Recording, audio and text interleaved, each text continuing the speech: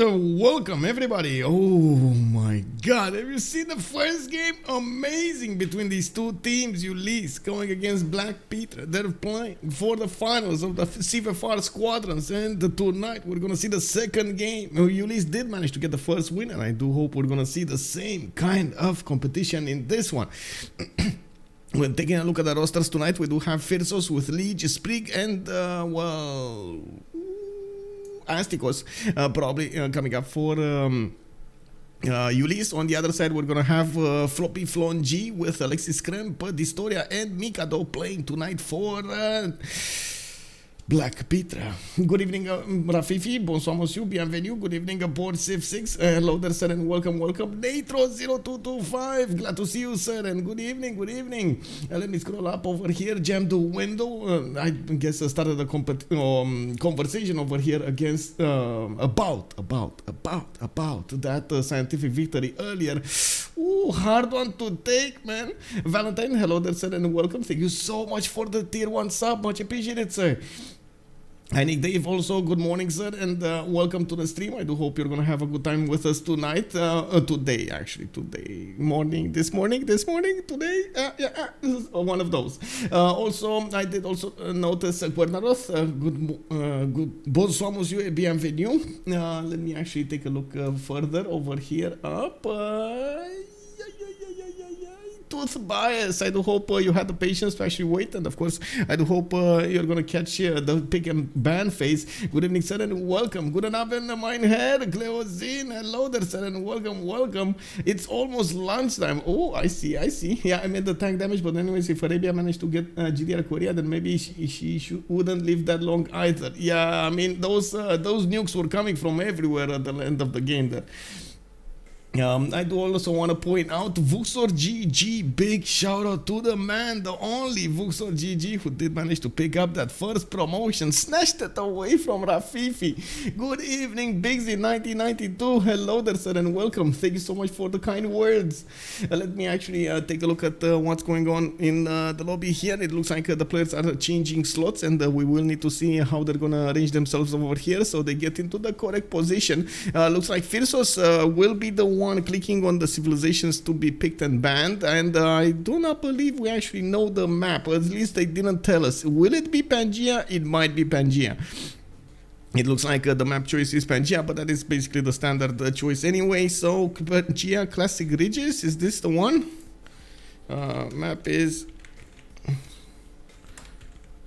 Let me actually ask them, so we do know. So we know about this. A spawn guaranteed on strategic. Oh, I see. Oh, 7 Seas. Okay, got it. So we do have a map chosen. It will be 7 Seas, again a seeming map, but this time we might actually have some naval warfare going around. So let me actually put it up on the screen over here. There we go. And I do want to do something else over here because I did notice that might be a bit of an issue at some point. Give me a second just to click on buttons over here, and there we go. Do you hear me okay now? I was wondering about this a few days ago because I turned it off, and now I'm gonna turn it off again, turn it on again, the noise suppression system. I can't really change the settings over here, but I do hope it's gonna be fine and you guys will hear me fine. Now also let's take a look at the active ban phase here. We do have Scotland coming up as the first ban. And it does make sense on the 7 Seas. We're gonna need to see how they're gonna get this this balance between gold generation and the simmers, and now at the same time the damage dealers. And there's gonna be quite a few of them, I believe. We do need to see also if they're gonna pick and what kind of civilizations they're gonna pick when it comes to that naval power. Also normal as every time. Okay, great. That's exactly what I was going for. Thank you, merci. Looking at Spain as the second ban, we do have Phyrsos coming up with the next one. They still have one remap token for each team, so we're probably gonna see them try to get the best out of it. It does look like they're gonna go for Khmer here as the third one. I do have to point out in the last game, just a quick rundown of what happened the last game. They played on Highlands. They did actually manage to get very late in the game with somebody trying to go for Who is it? Who is it? Oh my god, I totally forgot the civil. Ottomans with like more than 1,000 gold per turn. He did try to go for science victory. He had a production. Unfortunately, it wasn't enough to actually get it before the GDRs were bearing down on him. GDRs, nukes, a lot of tanks, helicopters were flying everywhere. That was quite a mess over there, and in the end, he couldn't just get it. His the spaceports were getting pillaged by those spies. It was quite a bit of a mess over there, what was happening. MD Jobs, hello there, sir, and welcome. Good, thank you so much for the tier 1. Much appreciated, sir. Will we see Zhao the third? The second? Well, we might actually. Is it the third? Is it Zhao? Will we see Zhao? That's a good question, and I'm not sure exactly how to answer that. But I do need to say, well, in Romania, we're starting to get quite a bit of heat, and I'm probably gonna need to turn on the AC because it's unbelievably hot in here. Curtis Love, good evening, sir. It was indeed the most insane Civ. Oh my god, the game and the game. We do have Mobande taken out as the 4th ban. It looks like Hungary is gonna appear over here on the screen on 7 seas. I would have imagined actually there are other civilizations with a little bit more kick on this map, especially on 7 seas. But it looks like they are gonna leave open quite a few of them to be picked here on the naval side and on the land side, not to mention the Tundra civilizations. Let's see if anybody's gonna try to go Russia or Canada, you know, anything can happen. Solar powered AC is perfect. Yeah, exactly. Crispy AZ, good evening. Good evening, sir. Heat Schmidt. Alcohol Pilot, also welcome, sir. Good evening. Indeed, it was an awesome game. Oh my god. Also, Biggsy was saying I clearly need to watch the last game. Sounds insane. Oh my god, it was incredible. Like incredible. We do have Maya banned in the 6th one, and it doesn't look like Phyrsos is going to have to pick the tone for the game here with the civilization leader. We're going to need to see what they're going to go for first, and it looks like it is going to be Dido, not Victoria, but it is Dido with still half course harbors with, of course, those biomes at the beginning of the game. He will get quite a bit of power against his opponents over here. We do need to see if he's going to get to actually use those biomes. I do have to point out they didn't quite ban Norway, you know. They didn't. I believe Harald is still open, right? So on 7 seas, maybe, wink wink, maybe we're gonna see him with those incredible long ships at the beginning of the game. No, dISTORIA figures out there's Basil also left open. Basil the 2nd. We do have him picked up over here, and immediately Floppy is gonna go for a 2nd naval. He's gonna go for Hojo Tokimune. We do have him with those samurais with his GSC towards districts and so on. Ooh, very nice, very nice. Maya Super Nerf still banned by the Frenchies. Yeah, I mean, yeah, it is what it is. No, Norway, by the way, something changed with Harald. No. I guess they just don't like the long ship. Oh, there we go. There we go, boys. We got Lege going for the big one. For the king of kings. Harald Hardrada is coming in to fight. Oh my god. Let's see. Konge. Is he gonna pick it? I mean, is he playing with our hearts? Is he like, okay, you pick those civilizations, I go Norway. Go Victor third, and then wipe your cities out. Well, we'll see. Let's see. He has a few more seconds to actually make his choice to lock it in. He did not lock it in, guys. He's just showing us. He's showing us the cat. Is this the cat? This is the cat. Until 0 seconds starts to click over here, it looks like Norway. Harald Hardrada. Konge. It's in. We got him in. We got new 4 bands to go, and we're going to need to see what they're going to pick here. It does immediately, I gotta say, it immediately feels like this is gonna be one of those games, guys. One of those games.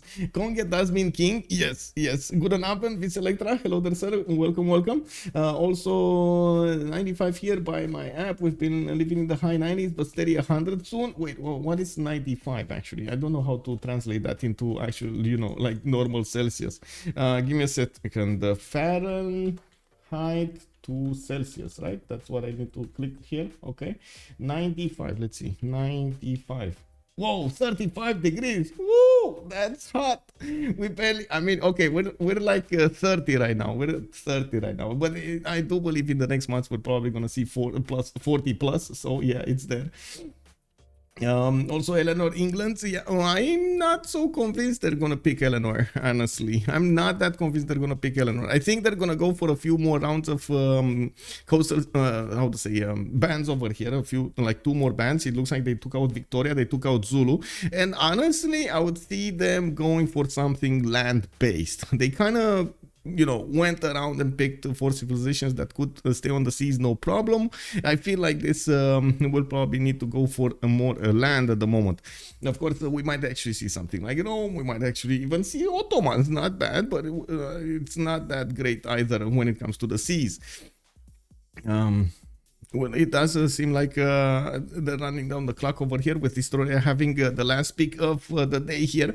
I should say the last ban of the day. We do need to see if and what he's gonna choose. Chandragupta. Okay. I mean, there's no Chuck in the lobby. Why are you banning Chandragupta? There's like no big brain Chuck over here to actually play it. Come on, man. Okay, well, there still is Gorgo if we're still talking about Chuck strategies over there. So I guess we're gonna need to see what Phyrsos is gonna go for. Basil, Hojo, and Congo could all do land. Yeah, they could. Congo, well, yes, no, yes. Still, the power spike of Norway at the beginning of the game, it is kind of unmatched. So, you know, I would expect them to actually pick it because of this. Looks like Alexis Krempp is gonna go for Cyrus. Cleopatra Ptolemy was the last one to be banned here, and now Sprig with Astikos will have the choice for Team Ulyss finishing up the draft. Will we see a 3rd game? That's the question. Of course, for us to actually see a 3rd game, we're gonna need to see BlackPitre win tonight. This is game 2 of the series. They do have a best of 3 to play at the moment, and we do need to see what the result will be. Old Triangle, good evening, sir. Yeah, died on the 7 seas. Woo, woo. X 1.8 first, then add 32. Okay. I mean, isn't it easier to just click on Google? just saying, man, you know, ask Google. Oh my god, can you imagine, guys, in just a few months we might actually say, instead of ask Google, we might actually say ask Bard. Oh my god, why did they name him Bard and not Bart? They should have asked Bart. Let's see if we have Google around us with all of the time. I mean, you got phones, right? You got phones. Come on, man. Yeah, it is what it is, you know. Sprig coming up with Rome. Looks like Astikos is coming up with Gorgo, and yeah, there we go. He actually picked up Gorgo, and Mikado is gonna have the last pick of the day for Team BlackPitre. Just ask ChatGPT, yeah, or ChatGPT, but honestly ChatGPT is kind of iffy because it's limited when it comes to mobile usage for some reason. I don't know why. Like on website you can actually ask him almost all of the time, but on mobile it says sometimes like the system are overloaded, we cannot give you the answer, and I'm like, okay, sure. I mean, maybe get good, man. Maybe get good. I don't know. Get on the level of, on the power of Google. We love to use our brain. It's like a food thumb conversation. Yeah. Well, we do have dISTORIA actually going for Christina here as the last pick, and it looks like we're going to have a few switcheroos here from the players. They do need to go for the top civilizations over here so they can actually get this going. Now, we do need to see who's going to pick, who's going to be on the first slots over here. Who are they going to try to give the higher priority when it comes to great people, when it comes to those wonders. And by the looks of it, they still didn't move that much. Phyrsos with Tyro, we got Mikado on Hojo, we got Alexis Krempp on Basil, Lege on Harald, Floppy on Cyrus. Sprig did pick up Rome. That does make sense. It's adaptable in most situations. Astikos is going to go for Gorgo, and then dISTORIA on Christina. I do have to point out, I still like a little bit, like just a tiny bit more, the draft of Ulyss over the one on BlackPitre. What do you guys think? I mean, I like Christina's civilization. I like its bonuses.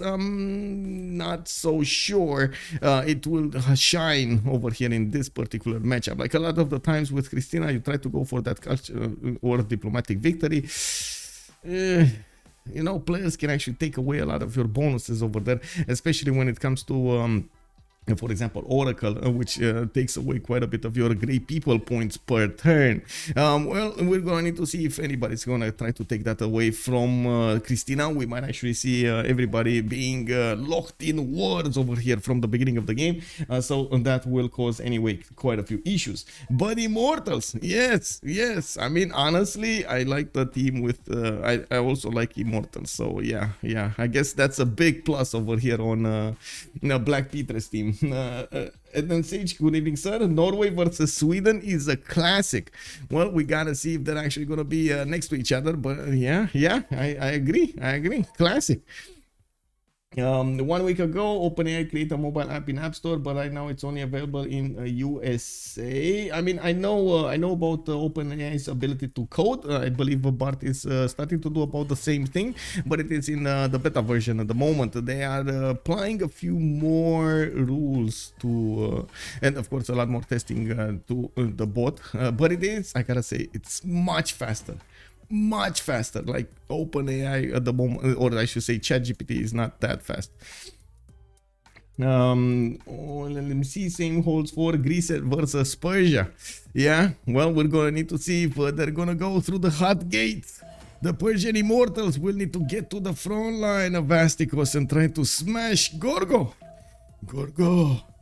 Now we're loading into the game. I do want to put up really quickly the prediction on the screen over here, so you have the chance of actually predicting how many remaps will we have during the game. 5 minutes to go, and there we go. Use your points to win more points, and we do need to see what's happening here. Okay, so Astikos with Gorgo, we got Lege on Rome. Phyrsos is gonna be with Norway. Looks like a Sprig on Phoenicia. Alexis Krempp with Basil II, Mikado on Japan, FloppyFloNG on Cyrus, and it does look like dISTORIA is going to be the one with Sweden. Well, kind of makes sense. They will try to get that victory condition, and dISTORIA is a very good simmer. We're going to need to see if his teammates will be up for the challenge of withstanding those attacks from their opponents, or even smashing them back. I feel like Hoplites should have a +10 range defense against Immortals only. Yeah, it might, yeah. Well, we do need to see the spawns over here. Looks like Phoenicia is gonna have his spawn to the north. Cahokia, unfortunately, well, is not gonna be a free city for him. He settled the 2 tiles off the coast. Looks like Sprig does have a few ship tiles to work here, and I do see quite a few mountains to the southwest, a +4 campus if he wants to. Not a lot of reefs though. This is actually no reefs. Wow, a reef is over here, like 10 tiles out to the west side, a bit too far away to actually get quickly. Well, we do see him also with a possible coast to the south, where we do not have anybody. Wow, there's nobody to the south. Who is on the land? Oh my god, look at that Mount Roraima to the east with a possible cotton tile on it as well. Like okay, who thinks this is gonna be turn 3, the B3, or I should say the third settle of Dido? I kind of feel like this should be the third settle of Dido, right? Yeah, we got a lake on Roraima, because why not, man? Just to settle the stone tile there and work everything else. Well, we do need to see what the Sprig is gonna choose, and let's move on forward to see his opponent civilizations here. And we do have Christina actually quite far away from Dido in his own corner to the southeast of Dido over here, south of Vatican City. Looks like he's gonna have a choice to go for the instance if he wants to. Unfortunately, not a lot of food everywhere else. He still has the movement available for him to get going, and he could actually go for the eastern honey tile settle as well. He does have 1, 2 biomes, 3 biomes, 4 biomes, and 4th, I guess, the incense tile over there to the west side. Does he have more desert? I don't see more desert over here. That's I don't think you get it from just one single incense tile, or do you get it? Do you have to settle the cities? Let me see. Open air. I believe it's open air museums, right? In which at least one Swedish city is founded. Okay, so you just need to settle it. Well, this is going to be on the coast of or a possible coast of Phoenicia, so that's going to be a problem. Yeah, exactly. Only desert settle is on the coast over there. Well, it is what it is. Moving forward, we do have Gorgo to the northeast. Astikos is going to be the one closest to Christina, and it does look like he's going to have quite a bit of fresh water over here to the west, to the east. east from that river. He also has a few lakes and the oasis from what I can see, and I do also notice the distance between him and his opponents, and is actually quite big. He's not going to be worried about anybody from the beginning. He could try to move to the west side here to set up some trade routes with Dido at least, and I'm pretty sure Christina is not going to be that eager to actually go that far north. Looking at his possible settles, he's probably just gonna settle in place, because why waste a turn when you already have some 2/2s to work anyway. And by the looks of it, it doesn't seem like he's gonna get to trade with anybody on the coast. Let me actually double check that statement. Maybe Lege. Oh my god, is Lege just Lege and Japan cage fight for Mogadishu? Okay, so he is gonna get to trade with somebody on the southern coast if he's actually gonna get a city here, and the scouts the seas between them. I'm pretty sure Lege is gonna be just happy to trade with somebody. Coming up on Lege over here, we do have him with a 3-1 cattle underneath his capital city. He doesn't have that many 2/2s around, and he's gonna need to require some form of help over here at some point to get at least one extra tile. And we do have him with some mountains to the east side. He does have a gypsum settle with a +4 campus over here between the two reefs, and of course could use the mountains as well. And by the looks of it, he's gonna have a decent amount of cities actually on this coast to the west side, and a lot more reefs than we've seen on Dido. A lot more than we've seen on Dido. To his north though, we do have Norway, and by the looks of it, Norway is not actually going to get to attack anybody. This is just going to be his inland sea, and that's what he's going to play on. Now we do have Phyrsos playing it, and it looks like he's going to have the Dead Sea on the east side as a second settle. Not bad, not bad. I mean, yeah, you know, stronger holy sites. I'm pretty sure he's going to go with religion here. Now we do have him with some well, I guess a decent amount. 1, 2, 3 coastal settles, and then he's gonna get at least one on the island to the north, while of course he does have some inlands on the fresh water. Not really ideal, but definitely can work. Now we're gonna need to see how he's gonna try to get the balance between these. He has a lake over here on the east side, which is a bit too close for comfort with Persia. FloppyFloNG over here might actually throw a wrench in his development plans. We're gonna need to see how the interaction between them will evolve. And of course, looking at FloppyFloNG, he does have wait, he didn't move. This is 10-1, right? So he didn't move. He still has 2 movement, and he could actually go to the south over here on the 1-1 to at least get that 2-2 work. Or is he just gonna settle in place and pray for another 2-2 around him? I think he sees, yeah, there we go, he moved on the 1-1, and it is what it is. Now it is gonna be a much slower city development here, but he does have a +3 campus next to his city center. He also has a decent amount of fresh water northeast. Is this, oh my god, this actually feels like this is not how to say, New World or something. Like, what is this with the lack of 2/2s everywhere? I was expecting a bit more production. Well, he's gonna have them across the mountains to the west side. Maybe that's why the mountains were kind of blocking me in my vision over here to take a look. There are 3 2/2s to the west side. It's fine, it's fine, it's all good, it's all good.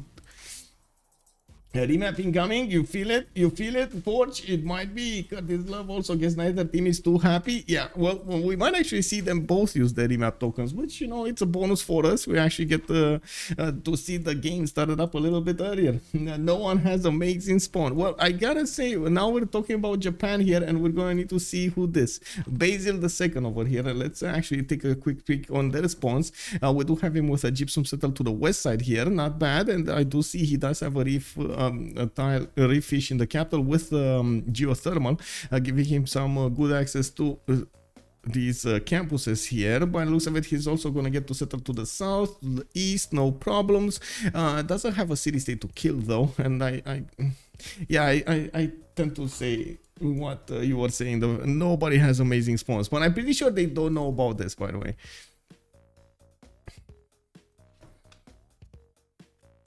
1 second.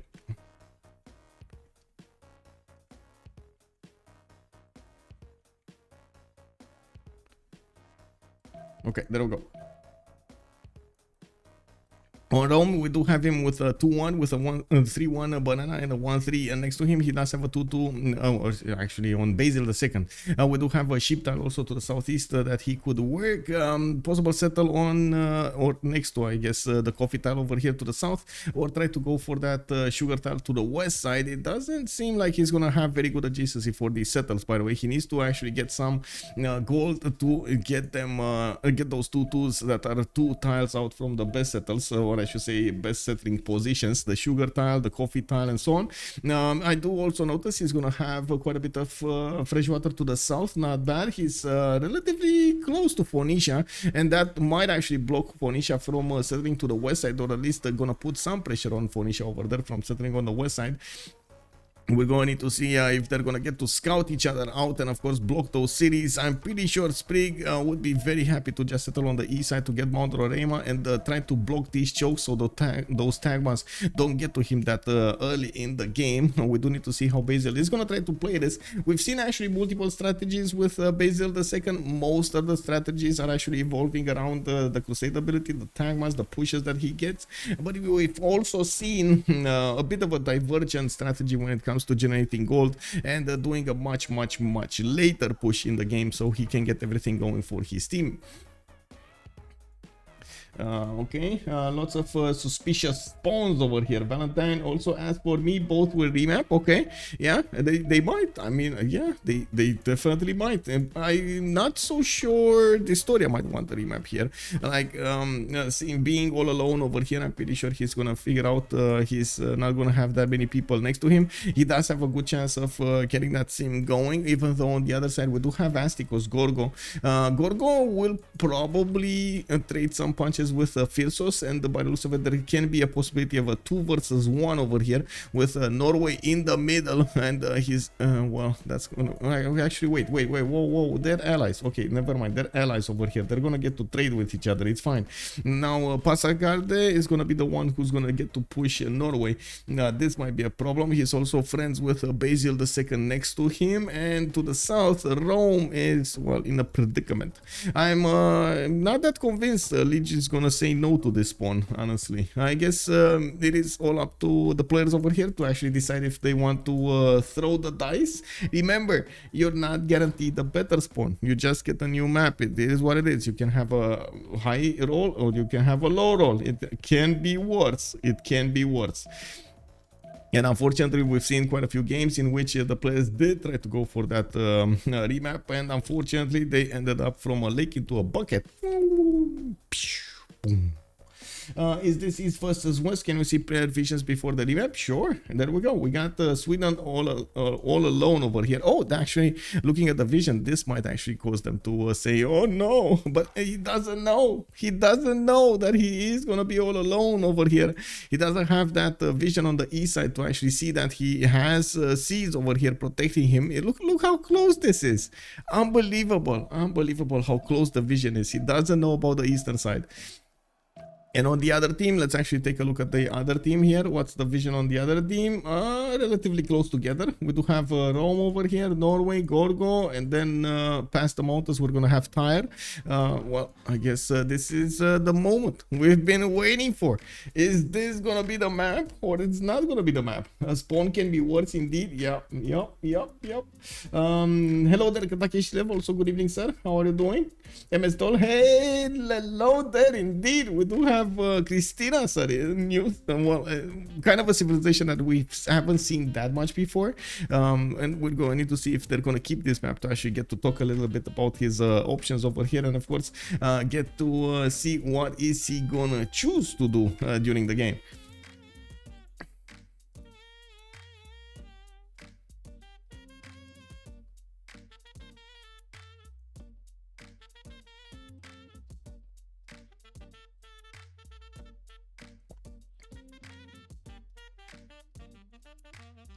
Okay, looks like they... Whoa. It was Ulyss that wanted to actually get this going. Remap from Ulyss. Okay, remap token used by Ulyss. Yeah, I mean, I guess. Let's actually see what they're gonna choose. I do really want to know exactly the end of the stream, who actually wanted to get this going, what were the reasons and so on about this choice, and we're gonna need to check it out then. Now in the meantime, we need to wait for the initiating the remap here. We're gonna have to load into the new map and get the information about the new spawns. There goes your 30 points. Man, you tried to high roll. What can I say, man? Complete god spawn on Lege, you calling it now, incoming. Oh, you think he's gonna get lucky over here? I mean, it might be.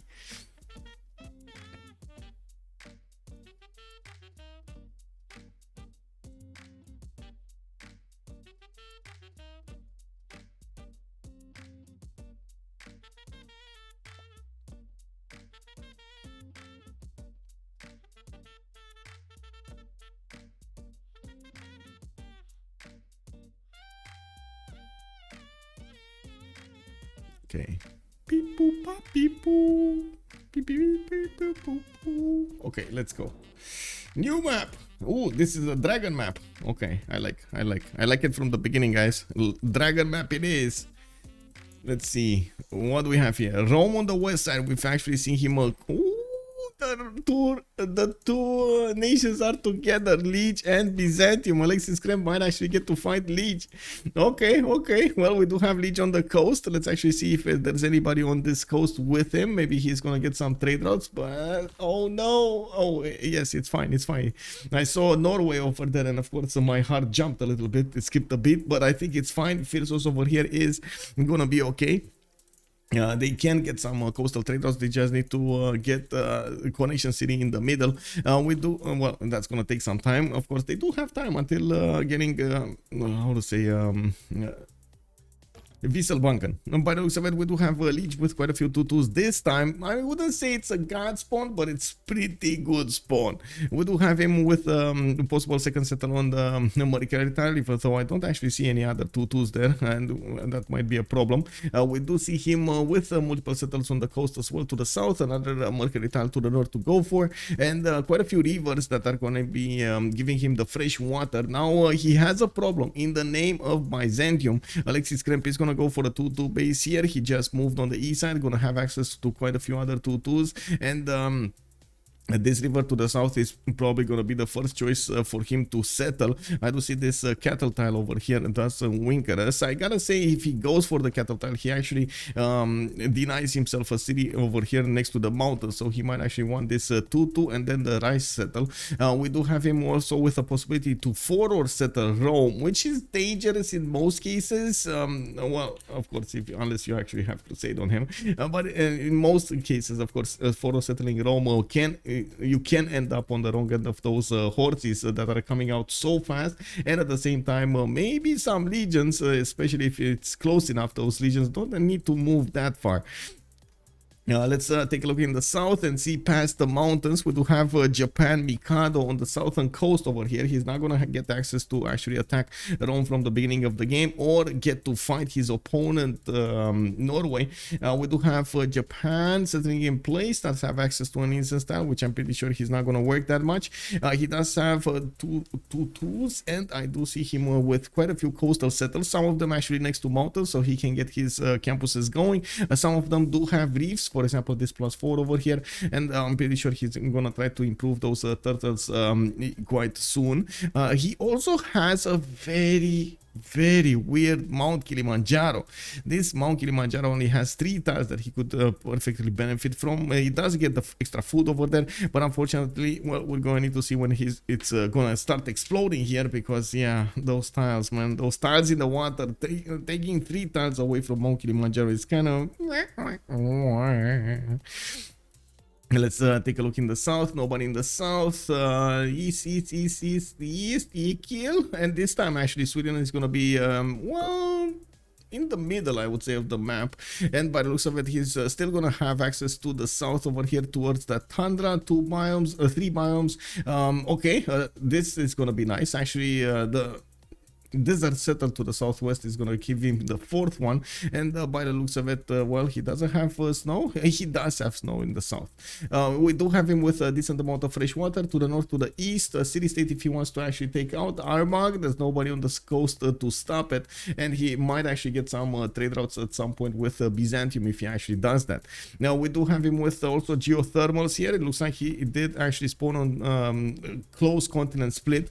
To the west side, he's going to have a second continent. He just needs to go past those mountains and get to the other continent.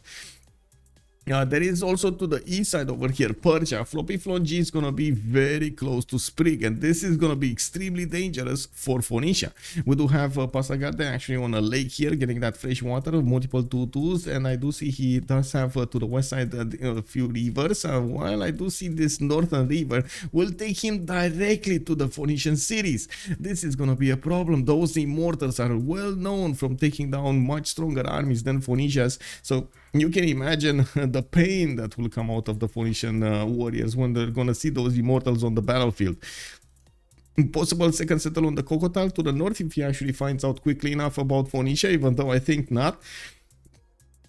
He's gonna have some reef fish in the capital for extra food, some turtles on the coast here, and quite a few mountains to the west side for those campuses. Now, I do also notice on the city of Tyre, we do have him with a decent amount of coast that he could go and settle to the north. There is nobody there, and by the looks of it, we do also have Norway that could come out to help.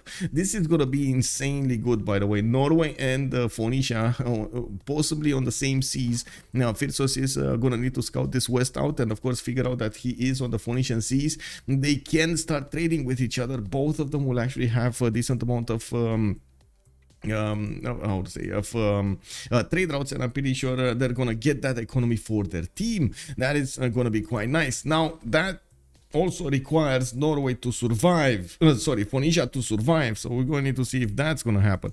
We do have him with a possible second settle between the mountains to the east side, which does look like it is going to be in the firing range. Now we do have him with 3-2 bananas there, 2-1 ivory tiles, access to some diamonds maybe, and we're going to need to see exactly where is he going to choose to settle. To the north he also has access to ivory there, and I do see honey tiles. Well, there is a wonder here, Sahara El Beida, which I'm not convinced at all anybody's gonna settle it anytime soon. Although Sprig might just settle it for the extra era score that he's gonna get there. We do have him with a decent amount of mountains, and let's take a look at the Norwegian spawn on Norway here. Okay, multiple reef tiles. Okay, very nice. Reef fish also to the south in the lake. He does have a 3-1 base underneath his city. That is a citrus. He actually settled on an amenity, and I do see a scout being pumped out in 3 turns. Now we do have a decent amount of coasts over here to actually get those settles and put those holy sites down. Usually Norway does want to get the holy sites first, get the religion and the benefit from that phase generation in a monumentality, unless he actually has a target to go for. Also, Sir Nyquil of Zealand, good evening sir and welcome. She could go northwest for the defense and survival. Northwest, yes, that actually requires him to know about the danger he's going to be in to the south. That's I think the biggest issue over here, the information discrepancy between his or I should say the information time discrepancy between him and his opponent over here. And when he's going to get his settler out, I don't believe he will actually get to meet Persia in the south, of course if they actually keep this map, so they might not know this is going to happen. Also, let's see, on a second thought, Tyre got a good defensive spawn. I mean, yeah, I'm just, man, I've seen those immortals go through so many civilizations now, and yes, it is much easier for them to actually go through civilizations that do have open land and territory and so on, so they can maneuver. They cannot deploy too many in one spot. The hot gates, guys, the hot gates, is this gonna be the new hot gates where the Phoenician civilization will try to pull a Leonidas on them? We might see it. After mountains can help Phoenicia. You mean after all mountains can help? Yeah, I guess, yeah, I'm pretty sure. Patriotov, also good evening sir. Dual Razy, thank you so much for the follow sir and welcome. I don't know why the notifications are not working. Did you hear any notifications? I didn't hear any notifications. That's so weird. Maybe wait, let me actually do something. I know Twitch actually introduced some notifications over here, but alerts actually. Let's see, create alert box. Let's see, new follower. Okay, create. And what do I do? Edit alerts. Okay. Okay. Oh my god, that's a big one. That's a big one. Okay. Interesting. How do I... Anyway, let's wait. Let's wait for this. I'm gonna do it afterwards, so we get this going. Oh, I see. I see. Maybe I... Okay, there we go. There we go. Let's see. Preview alert. Can I preview alert? Oh. Aha! But wait, it only gave me the sound? Kek W, man. Are you for real? Well, it is what it is. I'm gonna save changes and we're gonna see what it happens over here. I have no idea what the impact of this is. So, oh, we got a relic on Lege. Well, they did remap the last one. Now you guys call it out, and he might actually have a god spawn this time. Well, I'm not sure if about the god spawn, but he did get the relic, getting him a bit closer to that. You heard it too. It was quiet, but it was there. Okay, okay, very nice, very nice. North, south, south, Lege stuck or northwest. Yeah, I mean, he's not gonna go anywhere over here to the northwest. Northeast, though, I guess we might actually see how close he's gonna be comfortable of going towards Byzantium. We're 10-7, we're just one turn away from actually getting this. Can one of you actually unfollow and refollow, by the way, so we get to see if these new Twitch notifications actually work? Maybe? Can we get a test? Somebody? A volunteer? Raise your hand. Let's see. Alexis Krempp, it does look like he's getting to scout to the west side, and it doesn't look like he actually has the vision on Rome yet. What they do see is they're gonna be very close to each other with no vision from Byzantium to actually see Rome. I do also notice on the other team they do see that Lege is quite far away. Oh, thank you so much, guys, for the follows, and it doesn't look like the notifications actually worked, by the way. Subprime number, thank you so much. Kilimono, thank you so much. Ulyss Flow, hello, hello, sir. No, no, why is that this? Okay, general settings, new file.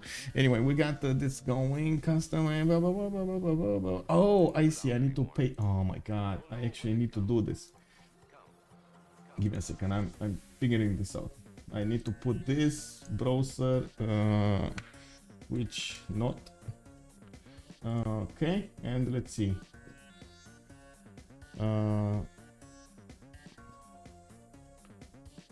Okay, I got it. I think I got it, guys. I think I got it. Let's see. Okay, let's see. Preview alert, send test alert, test alert. No?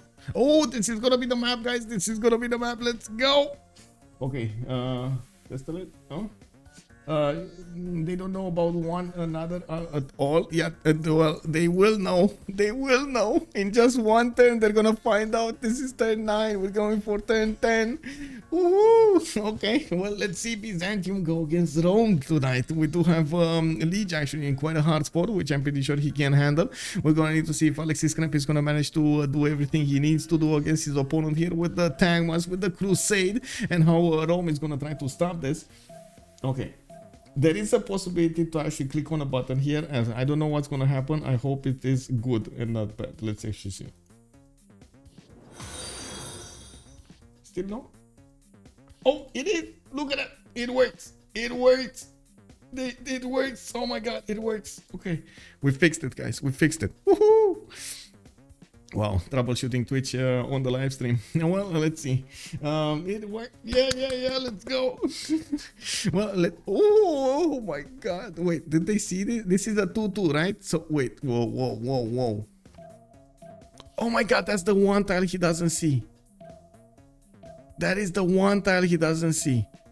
And the scout, for some reason, actually passed through. Oh my. Let's watch the vision over here. This is happening, guys. Rome does have access to horses in the second ring. Looks like there's another settler coming up in 6 over here. The scout of Alexis Krempp is not moving. He's gonna try to do some form of a last move over here. And that settler is going north. And if he actually goes for the right settler, this scout might not actually get to see him anyway. By the looks of it, of course, the settler could move 2 tiles, while the scout will need to move here. And we're going to need to see if it is gonna choose to move there or wait to go on somewhere else. Maybe at the 2-2. Yeah, Alexis Krempp is moving. He has one more movement left, and he's not moving. He's not moving. He's not moving. He's not moving, guys. Let's go. Come on, Alexis.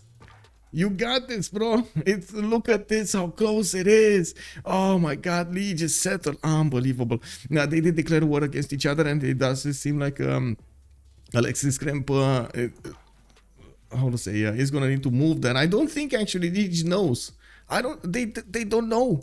This is a game of chicken played in the shadows without either of them knowing their position. Can you imagine this? Pew, pew, pew, pew, pew. Shots in the dark over there. This is like playing battleships. You remember that board game or whatever it was? It wasn't a computer game. Something on paper and so on and so forth. Cue the move. Joe's music. Yeah. Let's see. Yeah, well, Scout does have 3 movement. He could have taken the settler like 10 times now. I'm pretty sure Lege is just gonna move on the 2-2, and he's gonna be free. Like a bird. Oh, he's getting that. Oh my God, look at that. He's chasing. Alexis Krempp is chasing. Legion settler is going that. Oh my, I moved the screen. Unbelievable. It is what it is, man. I'm pretty sure Lege is gonna try to press B like a madman over here. You're gonna hear that keyboard spanked. Oh man. I don't see Rome actually has iron also in the second ring to the southwest. He does have it in the third ring on the east side. He did get the relic earlier and chose to go for religious settlements, getting an extra 2 tiles whenever he's gonna settle a city, and he's gonna get faster production of settlers here. Quite important to actually have that from the beginning. We do see there is a slinger by over here, and it looks like he is going to try to protect his eastern side. He's not that worried about his settler, I gotta say, not that worried. Is somebody actually on Lege's stream to actually give us a bit of an insight of what was Lege's face? Can somebody snapshot that and give it to us on my Discord or something? Little fingers. He moved again. He's moving again, man. Didn't want to settle on the 2. Look at this. Oh my God, man. He's like, nope, you can't touch this. Dun. Giga-chat, yeah, indeed. Well, I'm pretty sure there's gonna be a moment over here where he's gonna need to choose to settle. He can't go on forever, guys. He can't go on forever just chasing that scout. I think if he wants to settle the on stone, but you can't beat the shift enter because you need to destroy the resource, right? That was the problem over there. Lege is very concentrated. I can imagine. You can imagine the pressure. Oh, look! He has the movement. He wants to move here. He doesn't want to get the shift enter at all. He doesn't want to risk to press B. He's just gonna move stone again. He's actually gonna get out of the way over there. Yeah, there we go, another one, and he's moving his warrior probably back to actually help out the settler over here. We do have also Alexis Krempp still following the settler here. I gotta say, this is date. Oh my God, is this? Man, this is how final should start, isn't it? Like exactly like this. We do have a chaser over here between a scout and a settler here. Well, we do have Byzantium actually getting his second city already, and that's a lot of temple loss for Rome. I gotta say, even if he did get that relic, all of that temple that he got from the relic from religious settlements, from having the settler over here, well, unfortunately, he's actually gonna have to put that on pause over there because Byzantium is getting his holy sites now. He's gonna get his religion. We do have him getting the settler as well, getting that the second holy site in Nicomedia. I do notice he did actually settle. Unfortunately, the 3-1 tile totally locking himself out from that second settle to the south. We do have Lege settler actually, yeah, there we go, moving in the forest. The warrior is probably going to try to move back on the that tile, or is he just gonna go north, south? I don't know. Where is this going? Where is this going? He's gonna need to figure it out. There's another settler coming, by the way, and it looks like it's gonna be here, so he can't really go unless he actually goes on the warrior to settle. Maybe he's gonna go on the warrior to settle, so he can open up the stone tile anyway. He just needs to rearrange what kind of order these settlers will be in. Now we do have also the scout of Rome getting next to Byzantium cities. Looks like there is a warrior here trying to knock him off his feet. We do have Constantinople with no horsey. No, he does have a horse over here to the west side in the third ring. I don't see iron, although I think it is underneath the capital city, if my memory serves me right. There was a tile over there, so I think that's an iron on him. Now we do have another slinger coming out from Rome. He might want to actually protect this, and it looks like Alexis Krempp is choosing to actually sit on that tile. Now Alexis Krempp did try to first move there, but Lege's shift enter was a bit too fast for him. And we do have the settler moving on the river and trying to get the settle going. Yeah, okay, let's move forward because we've seen enough of that. There was no settlers taken, but that race, man, that race was incredible. We do have Japan with God of the Sea as a pantheon, and by the looks of it, he's gonna get a settler to the east side here. We do have him with a few turns to go. He did get his second settler Tokyo to the southwest, and of course with God of the Sea and improving his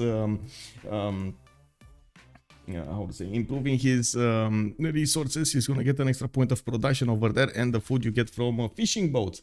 Now we do need to see how this is gonna come around here, and what Japan is gonna want to do. He could actually try to do something against the north, even though I do find it unlikely. It looks like it's gonna be a bit too far away to actually hit Greece, and I'm pretty sure he's not gonna choose to do that. Maybe an economy, just a straight up economy, will be the choice for Mikado. Go for the late game, try to get the sim going, and of course get the stats for your teammates to boost your teammates.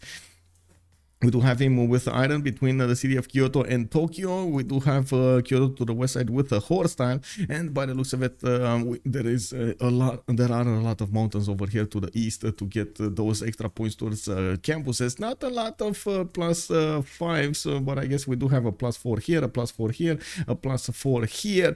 Pretty good campuses all around. +3 here. Nah, not bad.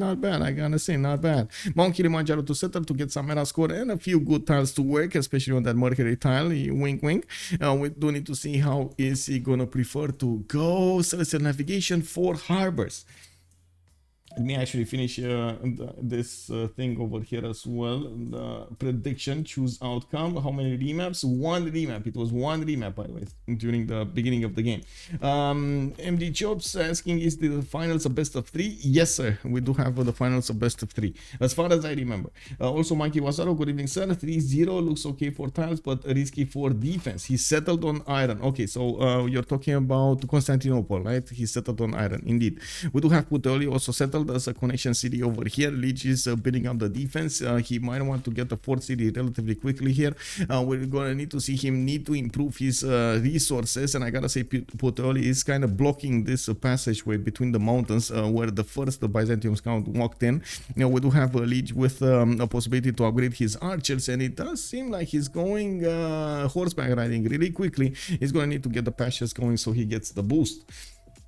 On Sweden, we do have Stockholm on a 2-1 tile. He does have an iron there next to his capital. Looks like his horses are going to be next to Vasteras, where he also has quite a few of these cocoa tiles to get in his empire and start acquiring that gold per turn. We do have some ivories here to the north, a few camps to improve, and I do see he's going for the southern settle on the tundra, so he gets another biome going. Not bad of a settle, I gotta say. Quite a few other 2-2s over here with a possibility to go for a campus. Might actually make this work quite nicely. Now let me actually get this going here.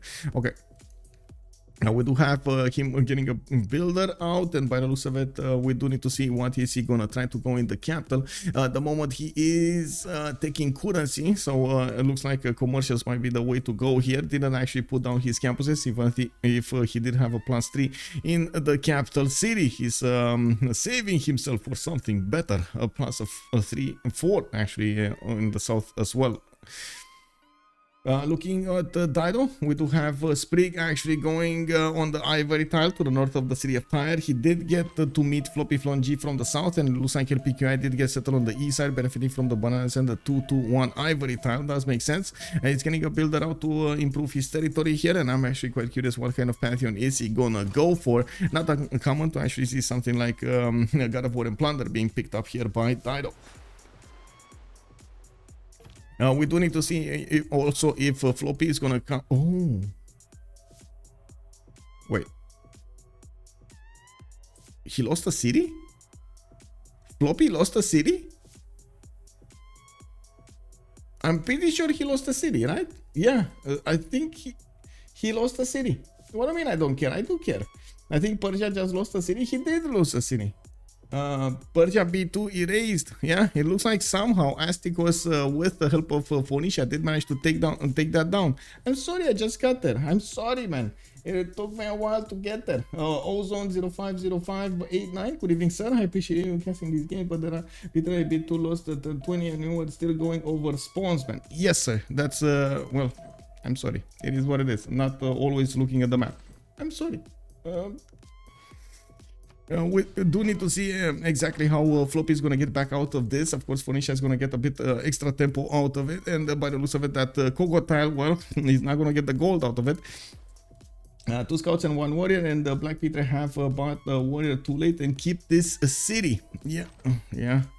Unfortunately, Floppy was not ready on the buttons over there to actually get the goal going, and I wasn't ready to actually watch the action unfold. I'm sorry. I heard it on Asia and he announced the city is dead. Oh, I see how you saw it. I thought you looked at the map over there and you had the information. Okay, I see how it is. Well, we do have got important plunder picked up by Phoenicia. That does look like a tire. It's gonna have a third ring out horse tile to the west side. It looks like to the southwest, iron tile here to the southwest. A third ring, and by the looks of it, we're going to need to see how far in the south he's going to try to go to actually be close to Persia. Prediction on winner, Gooper Dagger, good evening, sir. And yes, Senior Testa, hello there, sir. It's still going to be there. Also, Jaguar Mama, thank you so much for the extra information there. I do want to finish looking at all of the civilizations, and then we're going to start bouncing around the map to see exactly how the war unfolds on every side, and of course, what are the conflict zones. That's why I'm trying to do this as quickly as possible. And yes, we do have the first victim. First blood was taken over here. FloppyFloNG lost a city, and it does look like he's gonna start to connect his third city, Tarsus, to his capital city with a trader now. We do have Tarsus with initiation, right? So I do believe this actually means FloppyFloNG is going to be out for blood here. Going to try to go against Phoenicia with those immortals. We're going to need to see if he's going to be successful. Tarsus does have access to diamonds and copper for some extra gold, although I'm pretty sure he's working the 2-2 there next to him. He does have access to horses, a second ring and third ring out to the southwest. There's an iron tile. There is a +3 also campus to the south, and by the looks of it, we do have a few mountains for him to get some extra bonuses coupled with reef fish. In the capital city, actually, he has a +4 campus between these two reef tiles. Looking on Norway, we do have Nidaros with Earth Goddess. He's getting that extra faith boost from the beginning of the game on 12 faith a turn at the moment. He did put two of these holy sites down, and by the looks of it, he's getting his third settle to the south. He does have trader coming out, shrines to make use of, and we're going to need to see what kind of religion he's going to go for. He does have horses in the southwest of Nidaros, and he already improved his fish tile, making it a 4-1, allowing him to get to faster population levels in the game. We do have also an iron tile to the northeast, which is going to be 2 tiles out over there, and by the looks of it, we're going to need to wait and see how this is going to evolve, if he is going to try to get some trade routes going between him and Phoenicia, and of course if it's going to be simming during the game, because it is a bit too far away for him to go against Persia. Now we do have Sparta with a 4th settler already out and a 5th one in the build queues of Mycenae. He is getting scouted by, actually, wait, that's his ally, I believe. That's his ally, right? Phyrsos with Astikos. Yeah, that allies, never mind. We do have Moksha established in the capital city, and he's going for holy sites. Yeah, man, holy site Greece. Yeah, you love to see it, man. Holy side Greece, Gorgo, holy side Gorgo.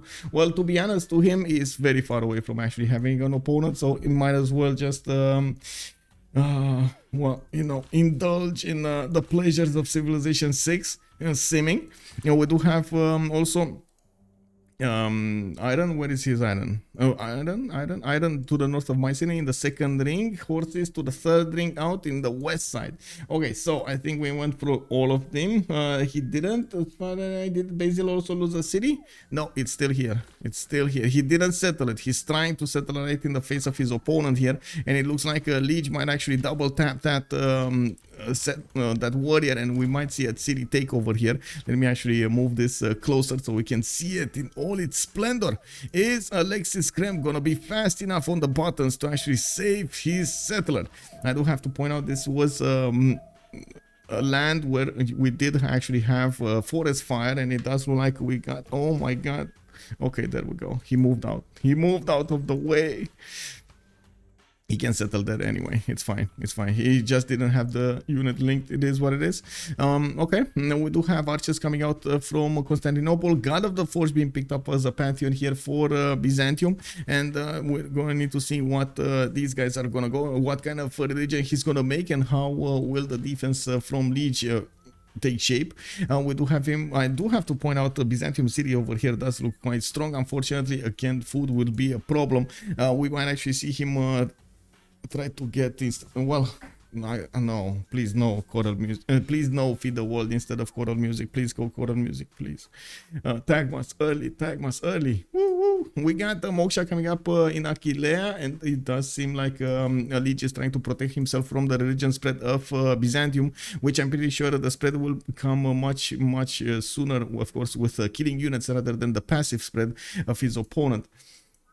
Still 1 to 3. Astikos is on Earth Goddess. No, it's actually Norway on Earth Goddess over here. It's Phyrsos on Earth Goddess, and we do have Astikos on fertility rights. He's getting the extra food from these wheat tiles, from the rice tiles, from the cattle, and so on, from the maize tiles.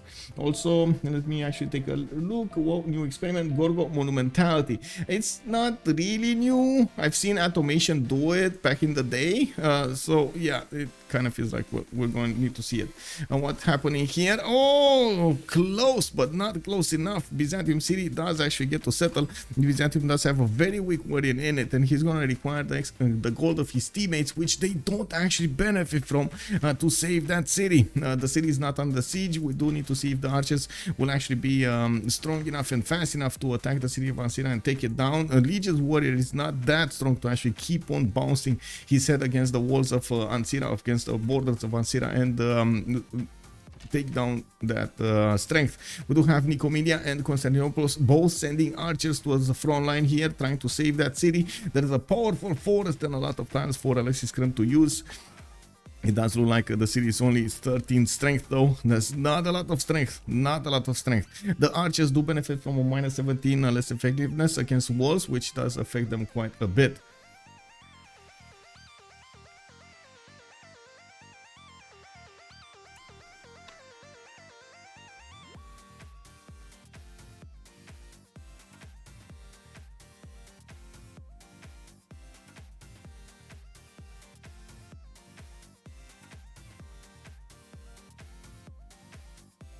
Okay.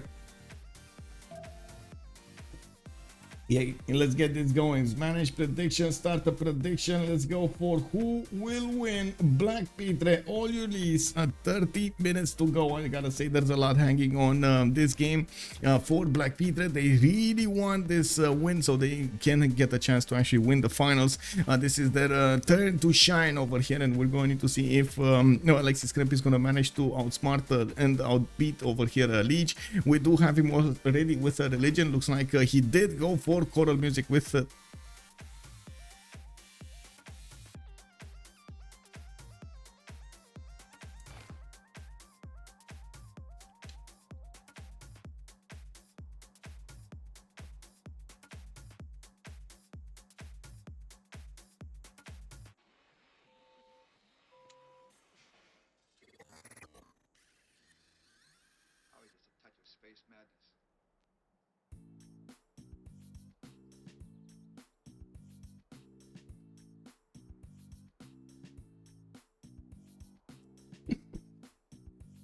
You know that moment when you actually need to go to the balcony?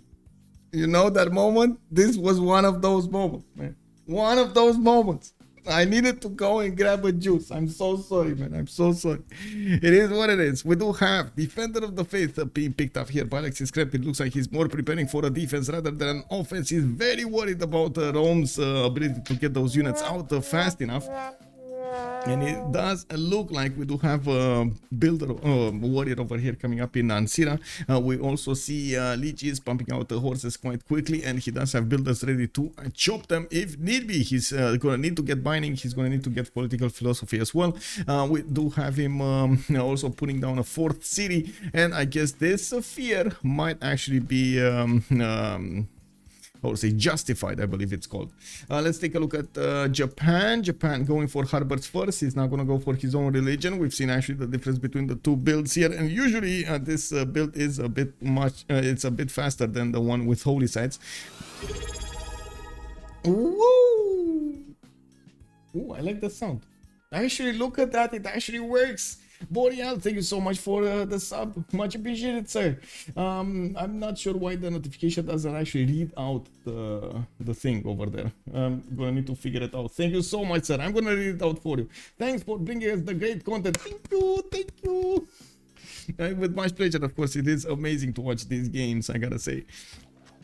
Now we do have to take a look at also Sweden here. He's putting down his government plaza. He did go for commercials first, the three of them to go. I don't see one from Jönköping, so I guess we're going to need to see when he's going to decide. He does have a fourth settler coming out also, going to the northwest towards Armagh, and it's going to start improving his horse tiles.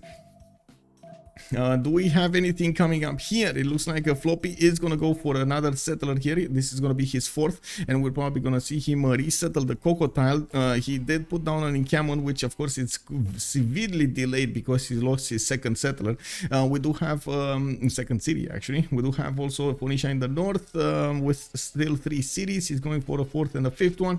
He's trying to get as big and as fast as possible to try to withstand and of course keep up with the necessary army that Borgia is gonna go against him with. And we do have actually Byzantium starting to attack the Roman archers coming up to put the pressure on him. Unfortunately, I'm not that convinced he's gonna be fast on this. Like, look at this, guys. Let's count this out. This horse doesn't have movement. This one just does. So this horse can get to the one tile. We do have a trade. Wait, what? What?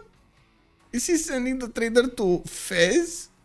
He's creating a road to Ansira, guys. Look at this. He's creating a road, and I gotta say this is gonna be massively important over here. He's gonna be so fast on his opponent. We do have the horse moving to the southeast. He is going to start attacking Ansira relatively quickly. Over here, of course, there still are archers. The city is not under siege, and we do need to see how fast he's going to get other horses. There is another chop that could be actually activated next time, and we do have a horse in production in Puteoli and Rome, another wave. Now, looking at the general screen, there's nobody actually making generals, and we do see that Byzantium is coming up to attack Lege's archers, trying to take out some form of aggression from him. There was a 1-for-1 trade, one archer dying for another. The biggest problem is Alexis Krempp's ability to get horseback riding in the same amount of time. Horseback riding is coming up for him in 4 turns, and they do need to keep enough gold in their coffers so they can actually buy him a horse. Defender of the Faith online. Yeah, it is what it is, man. It is what it is. Okay, let me actually take a quick peek over here. Okay, we do have a... Oh, wait, he finished it. He finished it? He got boosted or something? Or did he... Oh, he didn't have the boost. I thought it is with the boost. Never mind. He actually is going to get a horse in 2 turns from Constantinople. Very nice. I thought he already had the boost, but it looks like I'm wrong. And this is one of those moments that, you know, sometimes you actually are glad you're wrong. We might actually see good defense here being put up by Alexis Krempp. He does have the forest to actually defend with. Unfortunately, of course, if these horses get into that forest, they're going to be very hard to get out of there. And we do have Lege also with multiple builders. builders available to put that production into these horses. And we do need to actually check out the era score here. We got everybody in a golden age. I do believe there's a second religion. Norway did go for feed the world with pilgrimage, and looking at his faith availability, he's already on 38 faith a turn. And there we go. Alexis Krempp did get the position in the forest. These horses without the general are actually going to have a tough time pushing through the warriors here. You can actually see they're moving quite slow, and unfortunately, well, Alexis Krempp is going to get the defense for a little more time. We do have, unfortunately for Lege, of course, fortunately for Byzantium, we do have Constantinople getting the horse next turn, which will boost the defense strength of Vansira in the base. And now we do need to see if Alexis Krempp is going to get to choose to go. Okay, there we go. He didn't go upon mentality. He went for a pen brush and voice. He wants a little bit of extra gold over there, and he doesn't have that much faith to actually work, with, and of course extra culture from his districts. Now we do need to take a quick look around the map. Christina is with a pen brush and voice golden age on 4 cities. We do need to see also FloppyFloNG 5 and 10. By the looks of it, he is gonna have 12 gold, and of course with the Monumentality golden age, he's gonna try to get these builders out and try to get as many warriors out as possible, as many units out as possible. He's very late though, very late. He just improved his iron tile to the southwest, getting a boost to that iron working, and he's 4 turns away from getting a encampment. The fact that he lost that second settle over here did put him back quite a while. Now we're going to need to see if he's going to have enough production to actually go against Phoenicia and manage to take him down. We do have Phoenicia getting those settlers out, and of course it's going to get quite big. Alexis Krempp with 14 faith, 29 production, trying to save his life over here. Oh no, did he just move out? Oh no, I guess it was a trap, guys. What can I say? We're going to need to see if Lege is going to manage to wrap around the city of Vansira and, of course, get these units out of those rainforest tiles. As you can see, the 40 strength horse against the warriors 35 with Defender of the Faith with the combat taxis trade is going to get quite a bit of extra strength over there to use. The city is under siege, and Lege just needs to keep on attacking that city center to make it fall.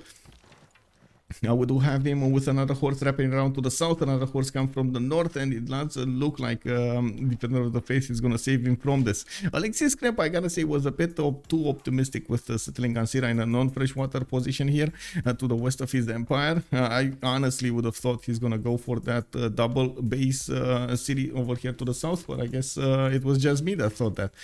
We do need to take a look at Mikado. He's 10 science and 17 culture, 22 gold a 10 with 42 production. Not bad. Pen brush and voice golden age, 4 cities, getting his lighthouses and getting more settlers in the meantime, getting his also traders for the internals towards the governor Magnus capital. By the looks of it, we also have Astikos on 13 science, 17 culture. He does have 2, 4, 5 cities going for audience chamber, and I do see he's getting scouted by Persia, and I do see there is a Norwegian scout trying to help him out. And let's see the punches over here. Lege is not going to take any prisoners, going against the city of Vansira as quickly as possible with his horses and taking out the units that are just standing over there to the south. Wait. No, okay. Oh, okay. Wait, was that? Oh, it is what it is. Anyway, no, we do have Byzantium managing to take down Roman horse, and yes, the city is converted already. It's fine. The warrior in the south can be taken down by these 2 horses, and of course there's a 4th one, 5th one, 2, 4, 5, 5th one coming around with a 6th and a 7th also next turn. I'm pretty sure he might actually try to chop Achilles' horse as well, making it 8 horses very, very quick on Byzantium. Yes, Byzantium is trying to get his own horse army out, and I'm pretty sure he's going to try to go for iron working, political philosophy coming up in 1 for that oligarchy, and more cards to use, more card slots to use. We do have Astikos, Monumentality golden age. She's 23 faith a turn, and by the looks of it, getting his shrines out. Did he get the religion? No, not yet. He's also going for his acropolises, and we do need to see how this is gonna evolve over here. Okay, why is this? Oh, I see.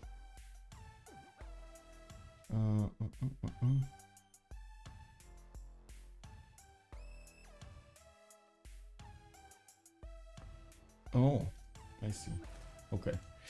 Akelimono, good evening, sir. If you lose 2 series pre-turn 40, I don't know. Yeah, it's gonna be very hard if you lose 2 series. Rome is actually attacking a second time against the city of Ansira with that horse a third time, and the city should be gone.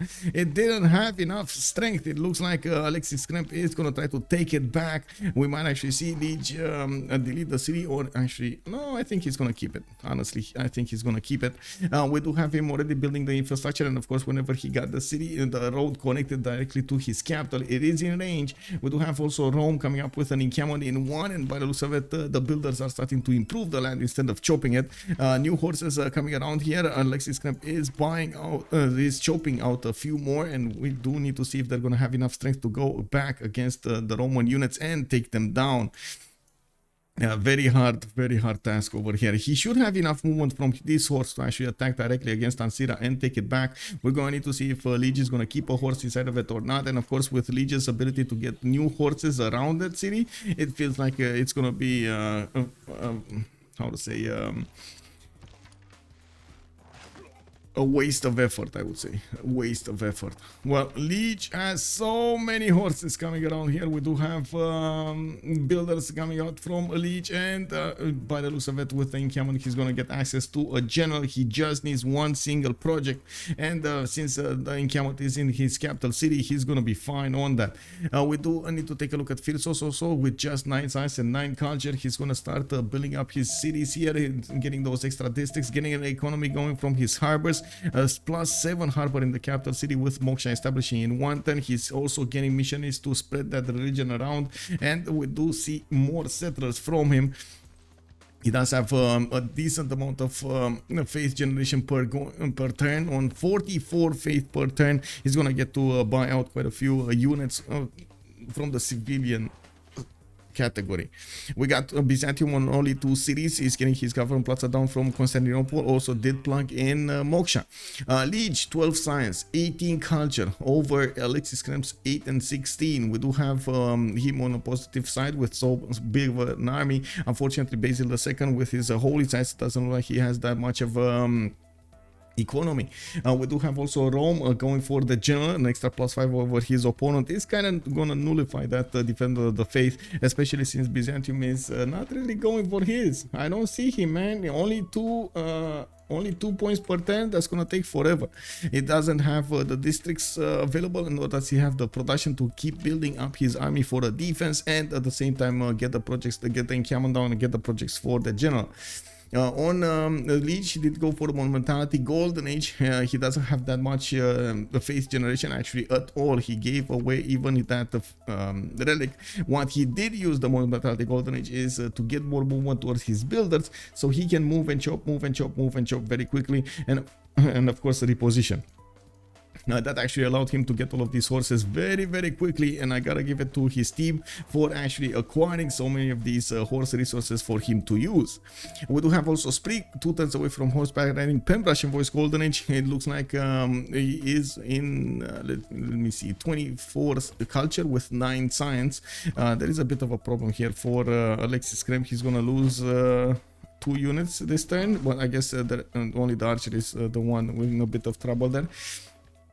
The horses, how much movement? 1, 2, 3 hits. Well, yeah, that's a problem. Maybe he should buy the tile with the horse, give a +3, maybe. Anyway, we'll see. We'll see how he wants to play this out.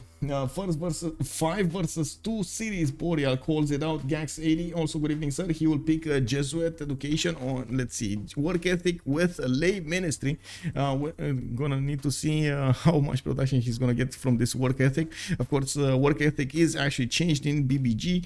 It is gonna give 2 production for each shrine and 4 production for each temple. We do need to see if he's gonna start spreading around much quicker. He does have Moksha in the capital city with Li Yang settling in Mycenae. Getting also harbors to the north will allow him to trade with Norway, which is gonna be quite important, while Norway still is being troubled by those harbors. He needs to build as many of them. I do have to point out at the moment the economy doesn't seem that big in difference. We do have dISTORIA on 19 science already with 20 culture. He did build those 4 cities, getting the 5th one soon on Ekill to the west side, and by the looks of it, he's going for his markets. He wants those extra traders going for his production and food growth. Looks like he might actually wait a second. He might actually go for the traders for externals here, or is he trading with Governor Pingala internals? Is this is Governor Pingala internals? Let's see the war unfold here. Alexis Krempp did manage to take out an archer, and it does look like we do have him repositioning to make use out of the river defense. This is going to be much harder for these units from Rome to actually punch through. We do have new horses coming around here, and we might actually see Lege just bypass the defensive units and try to wrap around the city to hit the city instead of the units. We do need to see if Nico Media is also going to get defended here. There is an encampment being pre-placed over here, and it looks like the first sword. Woo! Fast moves coming around here. Alexis Krempp manages to save his horse, and he is just a hit away from actually getting a promotion over there. Now that he is safely across the river, he's not actually gonna get to die. Give me a second.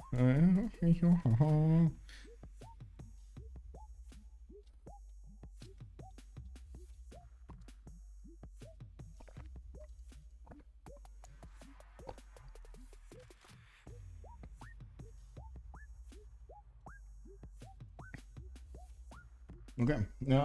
Did Phyrsos choose Fez since he was using missionaries? Phyrsos, Fez. Let me see. Fez is here, and no, actually nobody choose Fez. It's getting some envoys, but from both teams. I saw dISTORIA, I saw Lege, so both teams have envoys in Fez at the moment. Also, Canon Meet, good evening, sir, and Sasu, hello! All the horses indeed. Sandorios, good evening, sir, and welcome. I'm sorry if I actually missed a few messages over here. I was paying attention to the action. Got called out earlier because I missed the takeover of a city. So, yeah, it is what it is. I'm sorry. Now, we do need to take a look at the Lege moving in, and of course, it does look like Constantinople is getting defended over here. Byzantium is using his units with as much I would say effective weapons as possible. New horses are coming around. We got a few spearmen also coming around here. It looks like Lege did step on the encampment tile, so he doesn't let Byzantium have a general. Now, I'm pretty sure we're very close to actually getting a general here on Rome. Yeah, he should actually get the general notification. He finished that project, and he did recruit it. Now, Persia is going to get a general of his own, and it does look like we do have immortals on the map here, and they're gonna start marching towards Rankat and then forward towards LPQI, the city of Sprig. There is a defense being put up over there. Unfortunately, it is only with slingers. He's gonna need much stronger units than slingers to actually keep those immortals away, especially since he doesn't have a general here. He is trying to work the general card. He does have 2.3 great general points a turn, and by the looks of it, Floppy did manage to upgrade the 3 of these immortals with more of them in the build queues. Looking at also Norway, he's on 5 cities. Can he to finish his harbors out? He's gonna explode in the economy, only on 17 gold right now, but he does have +7, +5, +7 harbors over here. Very nice. This, for example, +7. This should be +5. We do have another one over here that after he's actually gonna finish the holy set, it's gonna be a +5. We also see him getting a few more holy sites, getting his Magnus over here in the city of Oslo, while he did choose to go Moksha in the first one. Let's actually take a look. Lege only has 2, 4, 5 horses, and it does look like Alexis Krempp did manage to match the number of units that they have. Unfortunately for Alexis Krempp, well, Hannibal Barca is going to start helping out Rome and not his units, and by the looks of it, Byzantium is 10 turns away from actually recruiting one of his own generals, which is a bit of a problem here. We do have a swordsman in production. More horses are coming out from Constantinople, and Lege's horses just got way stronger with the +5 coming out from the general. I'm pretty sure Byzantium does really need to be careful to actually fight in his own territory here.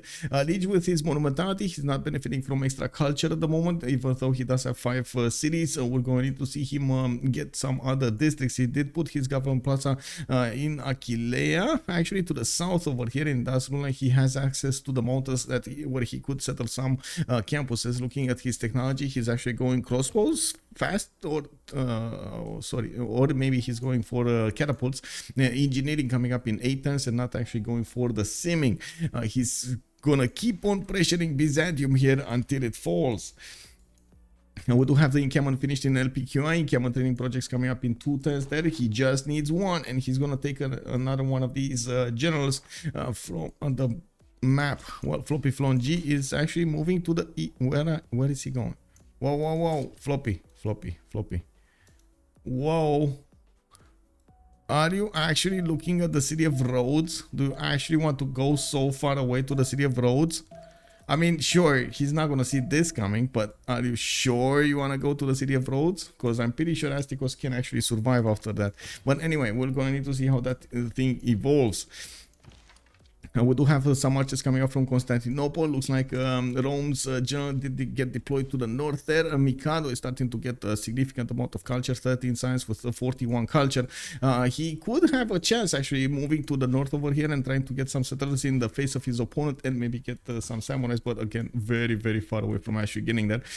We do have theater squares between his first 3 cities, well, first 2 cities and the 4th one. 5th one got settled on the west side here, and it doesn't look like he's actually going to get that close to Astikos.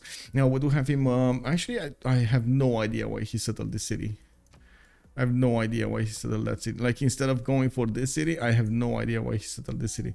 This looks like it's not going to have enough production. 18 turns to get a harbor. Are you for real? I mean, get a builder there, man. Get the instance at least improved. Get a hill, get a horse. I don't know. You can do something, because this is not working, man. This is not working. It's not you. It's me.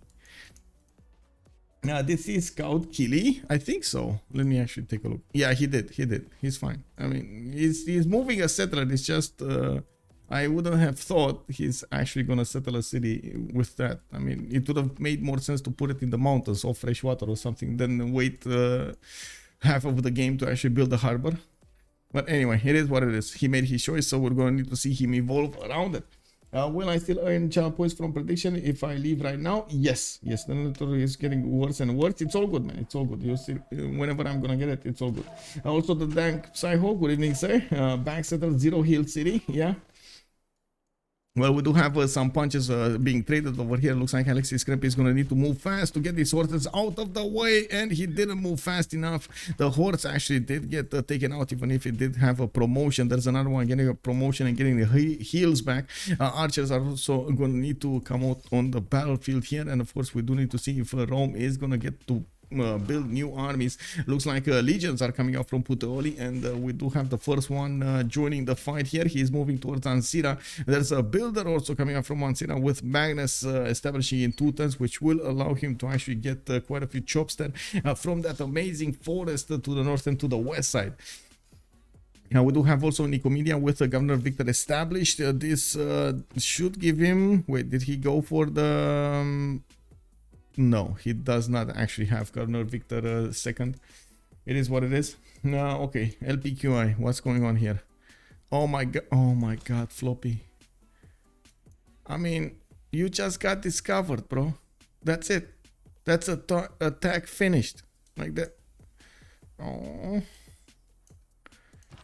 I mean, I'm pretty sure right now Astikos is just gonna build a few units, defensive units, and, you know, be done with it. Now, there aren't that many immortals to go for both sides, and the fact that he's gonna give more time to the north, more time to Sprig to actually get the units out, is gonna be quite a problem. Not Jed John, good evening, sir. He wants to trade with his ally, you think? Wait, whom? But I love that BP don't surrender and try the best, and nothing is worse than a turn 40F. Yeah, I agree.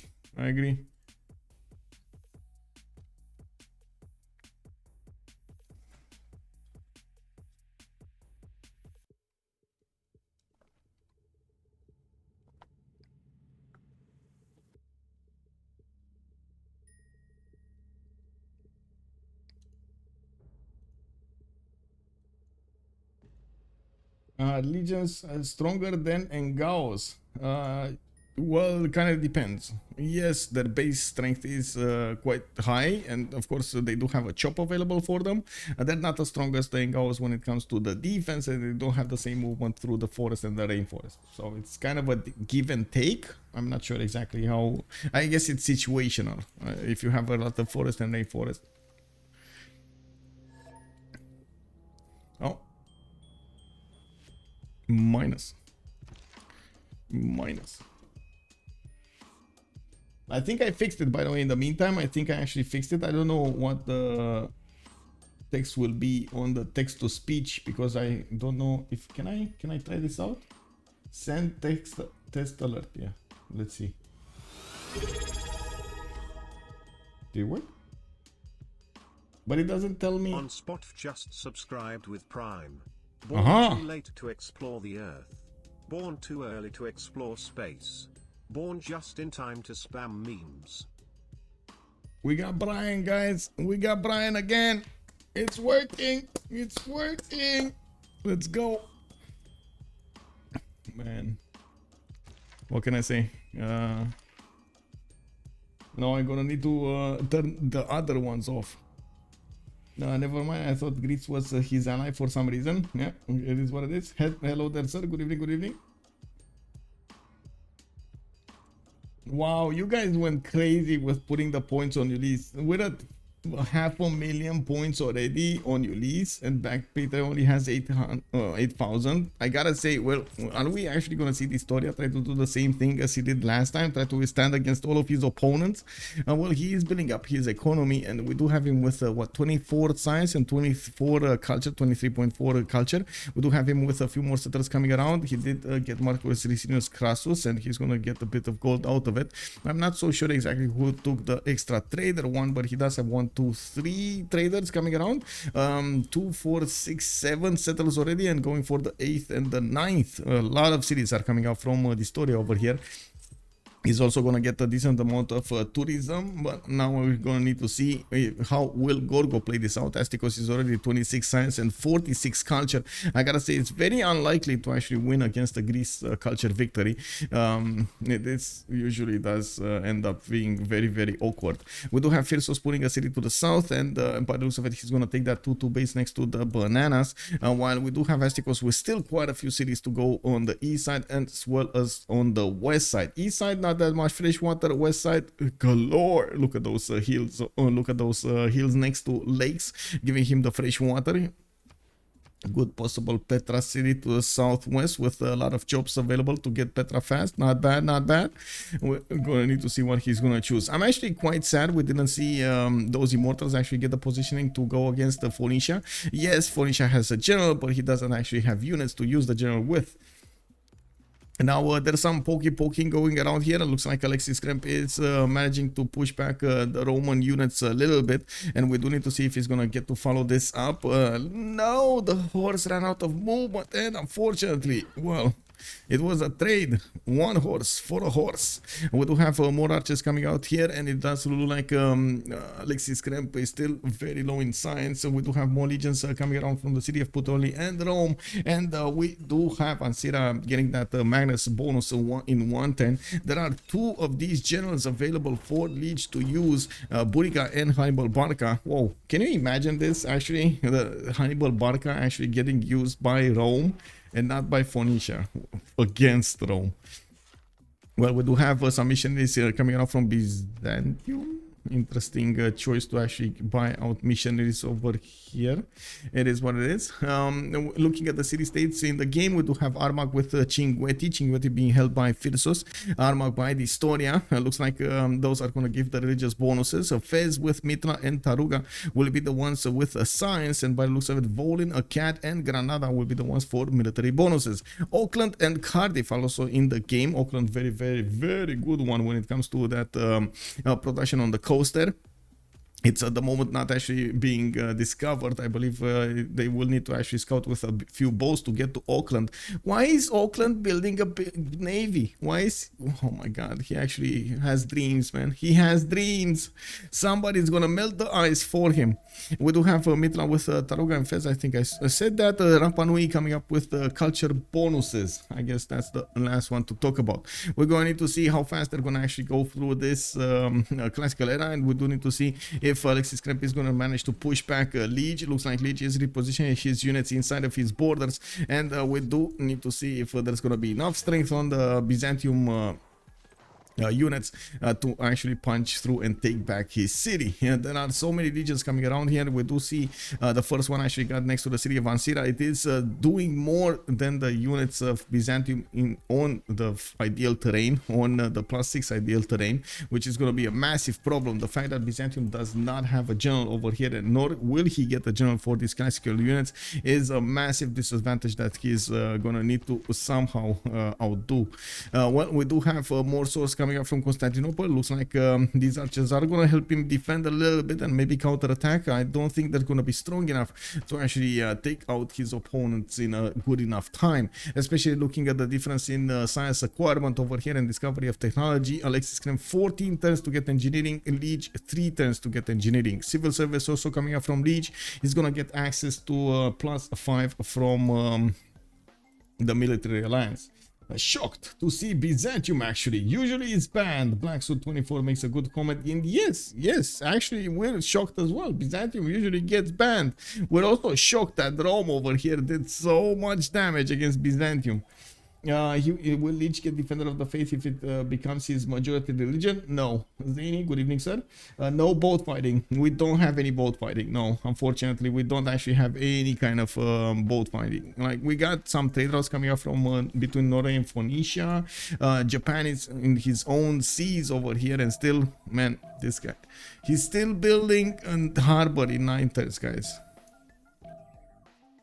Well, at least he has 3-to-1 fish to work with, God of the Sea. At least this makes it a little bit better. It took a long time to get the builder there and improve it, though. No boats. No, Roger, man. How are you doing, sir? Welcome.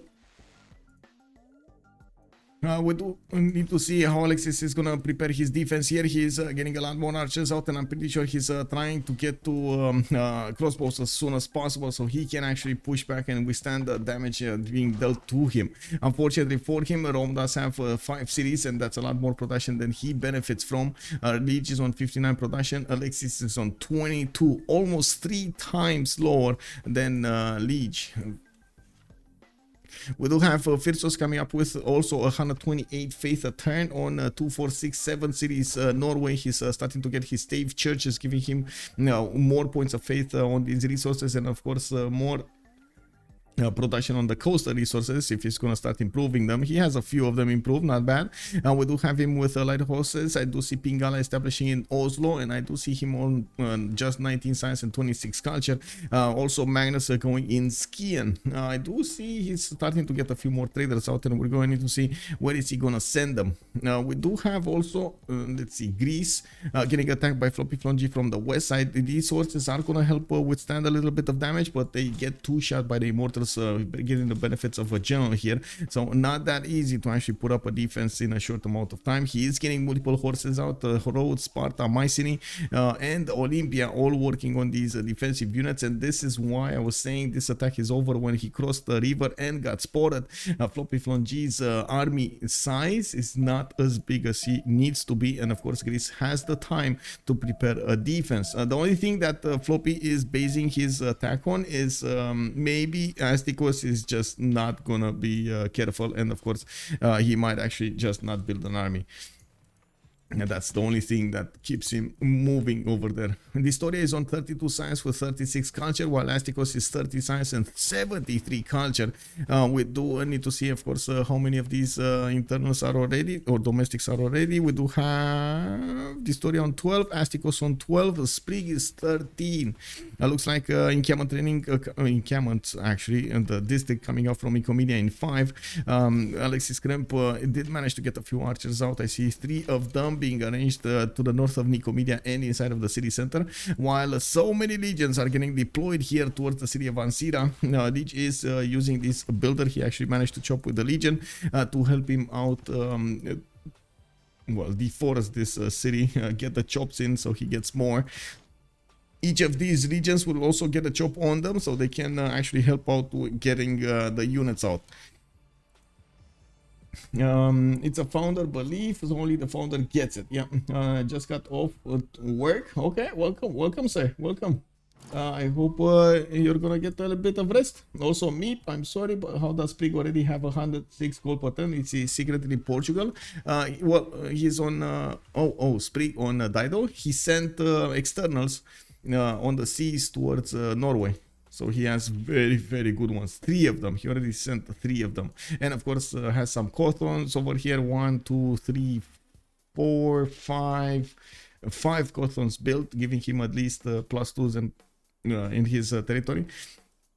Trying to go for Hanging Gardens from the city of Tyre. I do see him getting Banax here. He does also have, by the way, the +1 gold for his specialty district. So, of course, he's going to get in these Cothons a bit more gold from each district. Also, let me see, can you show where Byzantium is on the culture tree? Likely he gets to time us, but that's the only thing that could flip this. Let me see, and maybe that's actually the hurry of Lege over here with trying to take him out as quickly as possible. Alexis Krempp is gonna get his own civil service and equal that bonus out. Looks like the legions the moment are not benefiting from the military alliance, or are they? Let's actually see when the numbers. Oh no, they're not. There's no military alliance here. There's no military. He's going for feudalism. He's going. Does look like he's. Yeah. Okay. Sure. So Byzantium is gonna get the extra +5. Okay. Makes sense. Let's actually take a look at the tech tree. You're asking me about where Byzantium is. He should be around here. Iron working horseback riding. Currency. Oh wait. No wait. Civic tree. You mean civic tree? Not that one. He should be here. He's here. Not here, or is it here? Yeah, it's here. It's here. Military training, defensive tactics, recorded history, feudalism coming out soon. Well, it is what it is. Tagmas do come out at divine right. It's a bit too far. Here, it's well. He's gonna get civil service, right? So next turn. Then we're going to need to see who's actually boosting Divine Right for him. They don't have anybody going for holy sites except him, right? He didn't build 2 temples. Kek. Didn't build 2 temples. Unfortunately, he will have sustained too much damage by then. Yeah. Well, it's gonna take a while. I guess unboosted monarchy, unless somebody tries to boost it for him. Wink wink, dISTORIA maybe. We do have dISTORIA with 96 production, and it does look like Astikos 112 on the other side doing the defense. There's some pokey going around, and looks like Byzantium is getting on the wrong end of these regions. We do also see Phyrsos did manage to get to 147 faith, 93 production, Lege 63 production, Sprig 64 production. Mikado does have 88 also on BlackPitre team, and trying to get 246 series. Did settle Mount Kilimanjaro's Mercury tile. Is that a Mercury tile? And I do see he did get Hingala in a city with a +4 campus, +5 actually campus, because it's next to the city center. We do have him starting to recruit these great writers, and because he did manage to put an entertainment complex next to these theater squares. Did I say encampments? For these theater squares. We do have these great writers managing to get the books in whenever he's going to finish the amphitheaters. Very nice that he got 2 of them very quickly, taking them away from Greece. Greece actually on that count, we do have 1, 2 for Greece, 3 for Greece, 2 for Japan. Not bad, not bad. Now, we also will see a lot of cities coming up from Sweden. We're coming up on 10 turns in the medieval era, and it does look like Temple of Artemis is getting chopped over here in Vasaras. Did he just chop an amenity away? I mean, he chopped his deer, which would have been a possible amenity there. Check. It is what it is. He wants the era score more than he wants the amenities, the happiness for his people. Looks like we got Lincoln Ping coming up with more settlers, getting those markets out. And looking at the merchant screen here, we do have Zankian, the next one. Greece is only on 1.1, and Sweden is on 11.5. He's getting through these very, very quickly, and there's nobody actually contesting him on the merchant screen. Greece also is making 11.5 great writer points a 10, while Japan is only on 2.3. It means he actually used his production to try to get those writers going.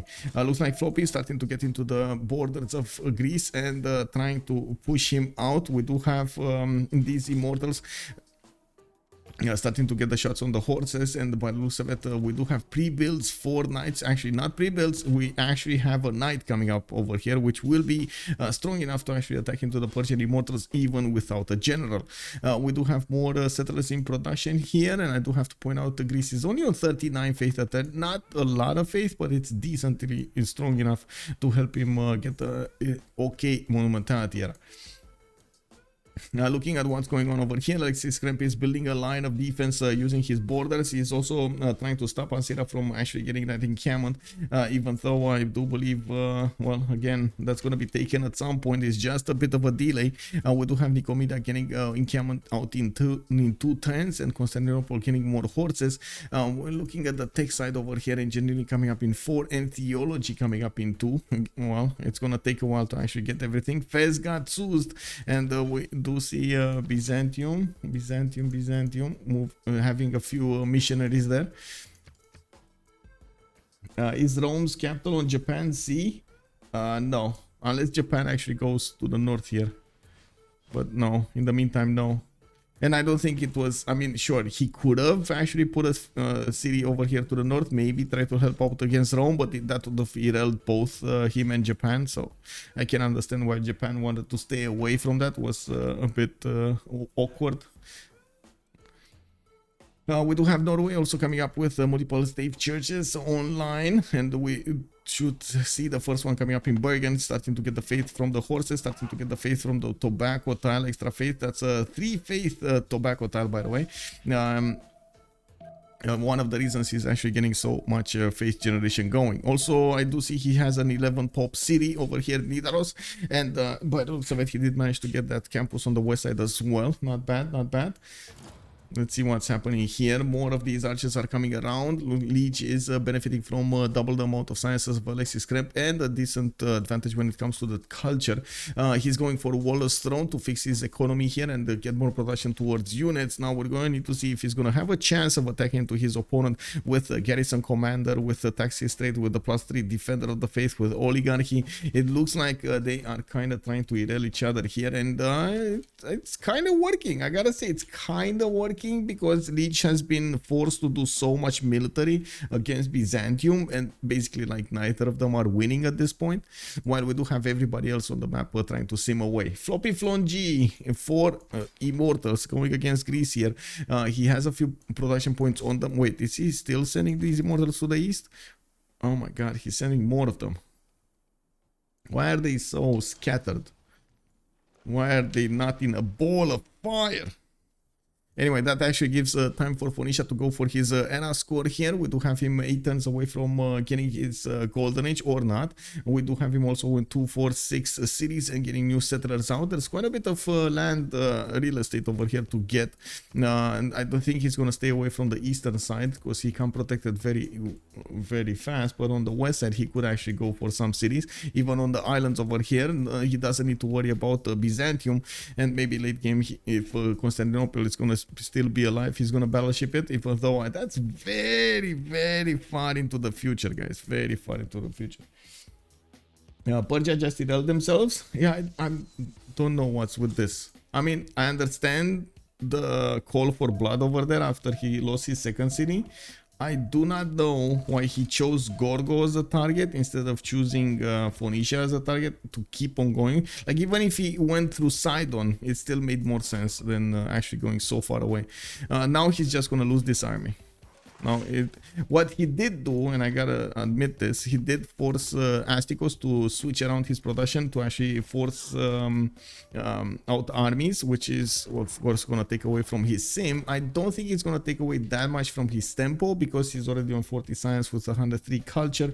He has half-cost theater squares. He did manage to recruit already 3 of those writers. Getting the books in and getting those books not only to him but also to his allies is gonna be quite important for the whole Ulyss team, not only for himself. Now we're gonna need to see the moves coming around here, and if Floppy is gonna manage to outsmart Astikos when it comes to the tactical moves between these units, so he does the maximum amount of damage against these Greek units and keeps his immortals alive. That's the important part, keeping them alive. I guess forcing Greece to do more and more army is a good thing. Unfortunately, it's a bit too much. Give me a second.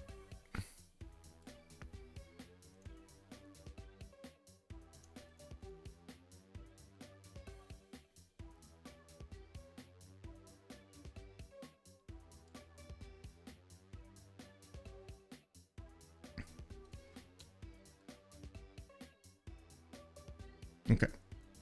Lege so negative. Wait, is he? What's that? What's happening there? I mean, I can imagine he's kind of mad because, well, he spawned next to Byzantium and he needed to build an army from the beginning. After he lost so much tempo with his second settle, he did manage to come back to take Ancira away from his opponent, which I guess that was a bit of a mistake from Byzantium over here. I do have to say, going for holy sites and then going for classical units does take away a lot from your time to get units out. So exactly that moment in time was what was needed. Does Byzantium have crusade? No, it did not go for crusade, guys. For some reason, well, I know for what reason. As you can see, we can actually see why this happened. He chose to go defender of the faith, and okay, in retrospect, in hindsight, I believe it's called, right? Do you think he made the bad choice? Do you think he made a bad choice to actually take defender of the faith with how the situation evolved? Do you capture a great work of it? Yes.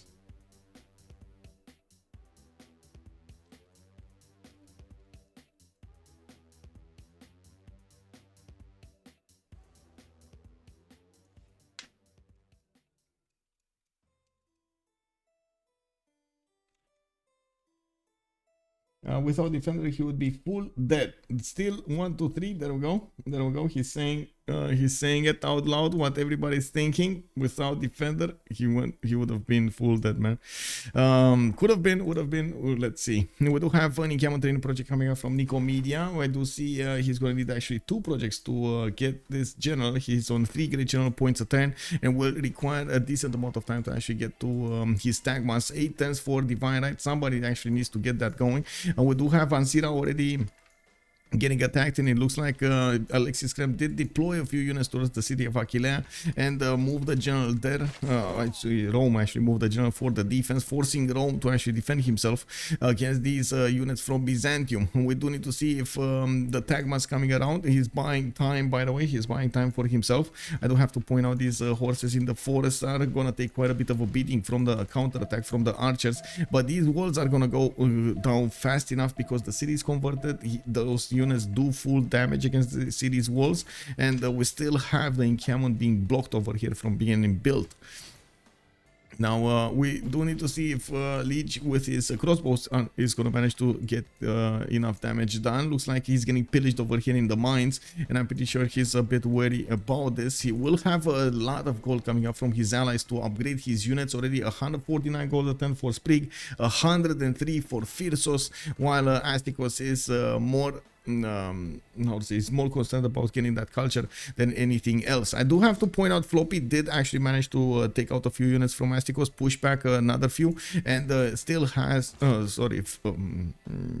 did manage to lose a few units for Astikos, and did manage to get pushed back a little bit, while Floppy still has his 4 immortals with promotions and a decent amount of strength on them to keep on attacking Greece. So it does look like he is doing a significant amount of damage against Greece here, trying trying to keep Astikos from simming and forcing him to do more defensive units. While Astikos is refusing to actually get Ireld over here, he's building up more campuses, he's getting more settlers out, he's also getting libraries in his campuses for that extra science. He's simming way above Floppy's abilities with 23 science and 18 culture. For Floppy with Momentality Golden Age could not acquire that much science throughout the game. At the moment, it looks like his only target in life is going against his opponents, against Greece and Dido, and hoping that Sweden and Japan behind him are going to manage to outsmart their opponents in the sim abilities and of course get this win going. Now we're going to need to see how dISTORIA is going to want to go through the next part of the game with 60 science and 57 culture. Looks like he's putting down aqueducts for extra production over here, and we do have some strong campuses in the capital and his second city, Yonkomping. Campus research projects also coming up in the scientist screen. Let's actually take a look who got Hypatia.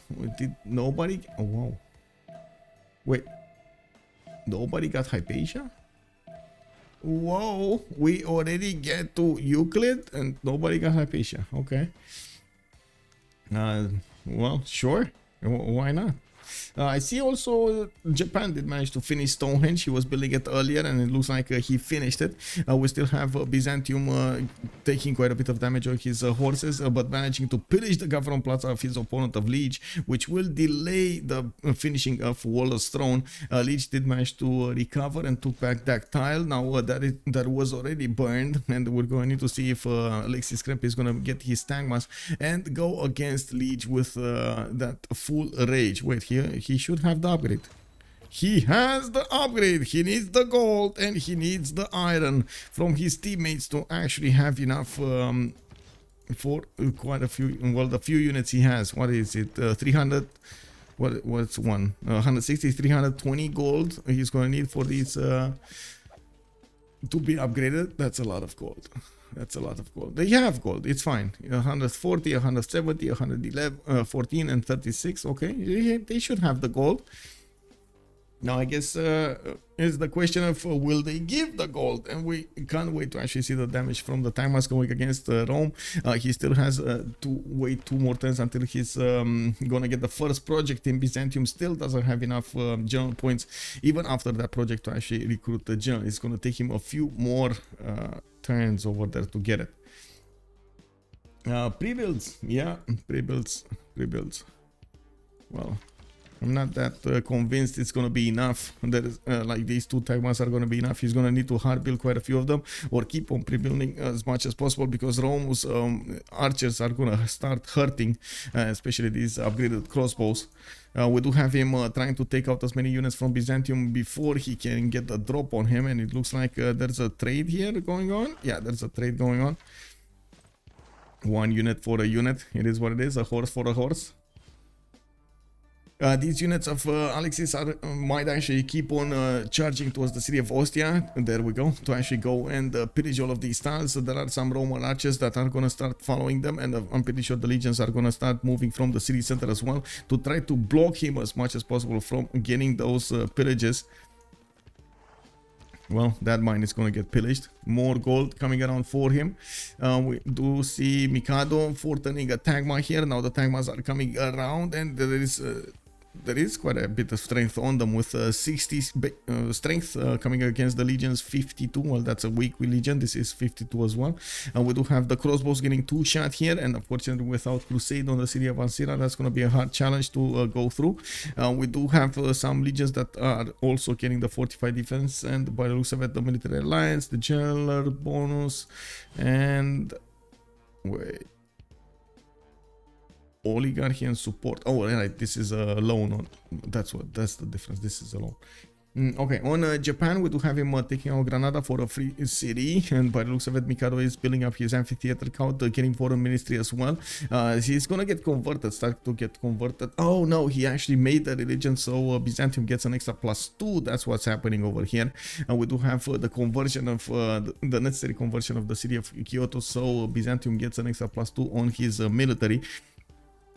Pretty good that they have that, and I'm pretty sure that they would require Sweden to do that as well. Holy Sites coming out from Malmo. He's doing exactly that. Now he's gonna need to get some missionaries or at least an apostle to the city of Malmo to convert it fast enough. We do have Temple of Artemis also finished between Karlstad and Vasteras, and a notification. Woo! We got still 1, 2, 3. Thank you so much for the follow, sir.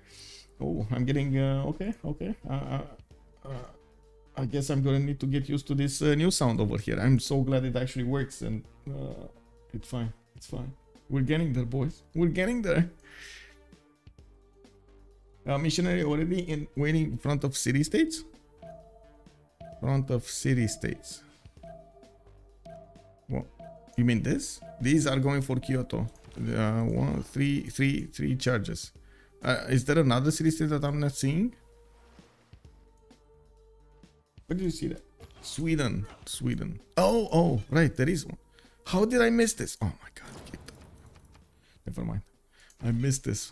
I don't know. I missed this. But anyway, that's an extra +4 that he's gonna get. +2 from each religion. Very nice, very nice. Thank you for pointing it out, by the way, Kermit. Thank you. I don't know how I missed that.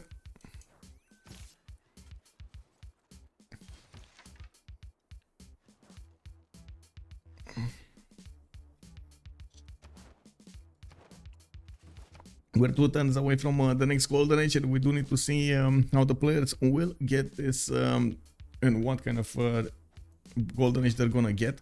Looks like the moment we do have dISTORIA going over the threshold, 58-53. Floppy is 30-38. He's gonna need 49 to get there, and it doesn't look like he's building up how to say, anything that would give him that era score. We do have Alexis Krempp 5 points away. He's starting to get his tagmas out and gonna start moving towards the city. Whoa, Mick Player, thank you so much for the Prime, sir. Just subscribed with Prime. Thank you. Now we do have him needing those 5 points, when it does look like it's gonna be a hard challenge over here to get those 5 points. Oh well, we'll see if he's gonna manage to, I don't know, sue the city, piece the city, get some technology. I don't think he's actually gonna get a new technology, feudalism coming up in 3, but he already has. No, that's not happening. Doesn't have access to a boat, and would have been nice to actually stay in Dark Age, but I guess with the Tagmas +4 couldn't. Mikado 60 out of 53. He's gonna get his golden age, and we do need to see what he's gonna check there. Mick Player, if it's an FFA, this is actually 4 versus 4. We're in the finals of the CivFR Squadrons, which is a 4 versus 4 tournament specialized in the Francophone community, so basically like full French players. They do allow 1 international player per French team, but most of the roster is full French. And this how to say, on one side we do have Team Ulyss, on the other side we got BlackPitre. Actually, that reminds me that I should put up the teams. On the left side we do have BlackPitre. Yeah, how did they end up still here? And on the right side we got Ulyss. There we go. And thank you so for the follow, sir. Much appreciated. We do need to take a look on what's going on here. More of these immortals are starting to get around here. They're starting to also get more shots on the Greek units to get the experience points, and by the looks of it, we do need to see where these guys are going. To the west side, looks like they might actually try to poke Phoenicia to force him to build an army as well. Astikos is 67 points out of 60. Looks like this is the last turn for the classical era, and we're gonna need to see if Byzantium is gonna manage to push through Rome. Phyrsos 60 out of 56 got over the threshold for the golden age. Lege is going dark. He's gonna have the ability to plug in the card, and that actually is gonna matter quite a bit. Might nullify the extra damage that Byzantium is gonna make from his taxis straight with the extra +4. Well, Lege is gonna get an extra +5. We do have also Sprig going for a golden, 61 out of 55 points, and it does look like the tagmas are getting shifted around a little bit to get the positioning on his opponent here. We do have some spearmen also coming out from the cities of Lege. It does look like he did manage to deal with the threat to the north here, and not really having any more of these mines pillaged.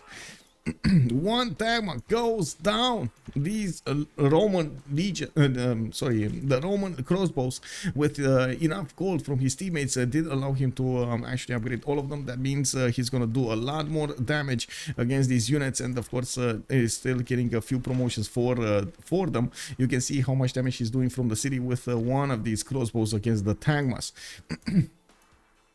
Constantinople coming up with new Tagmas, and this is I guess the biggest problem for Byzantium. He just doesn't have enough production capabilities to deal with the threat, while Lege does benefit from 245 cities and triple the amount of production that his opponent is having. Lege is on 80 in production, while Alexis Krempp is only on 28. Massive problems over here coming up for Alexis Krempp. He's trying to delay the inevitable as much as possible, and of course force his opponents to actually do as much of an army, as big of an army as possible. Lost those 3-4 horses that he sent to the north, and by the looks of it, he's going to need to rebuild them as quickly as possible. He did finish the encampment training project, and I guess he is 2 turns away from getting general. This is medieval era, the first turn. We've got golden, normal, golden. Astikos is golden, dark age over here on Lege, and Sprig golden age. I do believe he actually did plug in the plans, and let's actually see cards over here. Bastions, conscription, feudal contract. Okay, so he didn't plug in the card yet. Yeah, he's managing to deal enough damage anyway with this, by the way. It's not that big of an issue. And by the looks of it, we do have the encampment tile actually unlocked. Rome could actually finish building it and try to get catapult over there to knock Nicomedia's strength down. The city of Nicomedia is 49 strength, and of course it is a bit too hard for the horses to punch through, but I'm pretty sure with the help of those catapults he's gonna try to do the best of it. Try to make the most of it. Why is Alexis not oligarchy? He doesn't need oligarchy for his units, because if he would have gone for swordsman, for example, oligarchy could actually work on Tagmas, and on horses oligarchy doesn't work. Also he needs his units to heal. Boreal making a comment about Rome. That's why you think he's not using that, because he needs his... I mean, you can heal in your own borders, you don't heal outside of your borders. Also, Abudu Siakaka, thank you so much for the question over there. Welcome, sir. Good evening, good evening.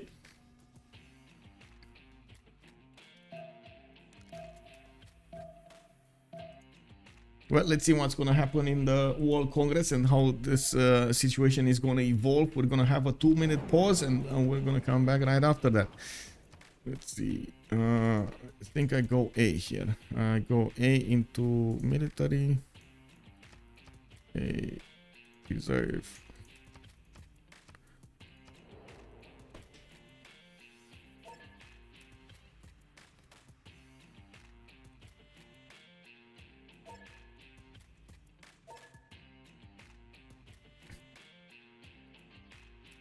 Oh, I thought they don't heal at all with the card. Let's actually take a look at the card. That's a good question. We got a bit of time here. Okay, there we go. He plugged it in. Cannot heal outside of your territory. So you can heal inside of your territory. Okay, guys. 2 minutes of a pause, and we're going to come back right after this.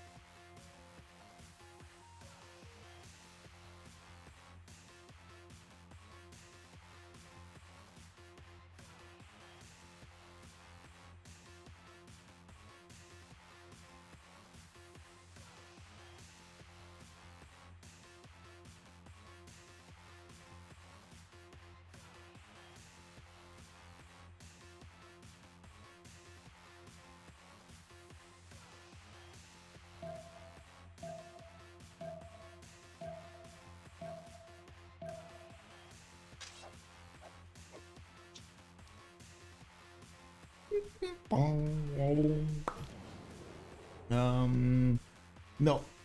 No, Trojan man. You don't heal. You don't heal. You just don't heal. No healing for you.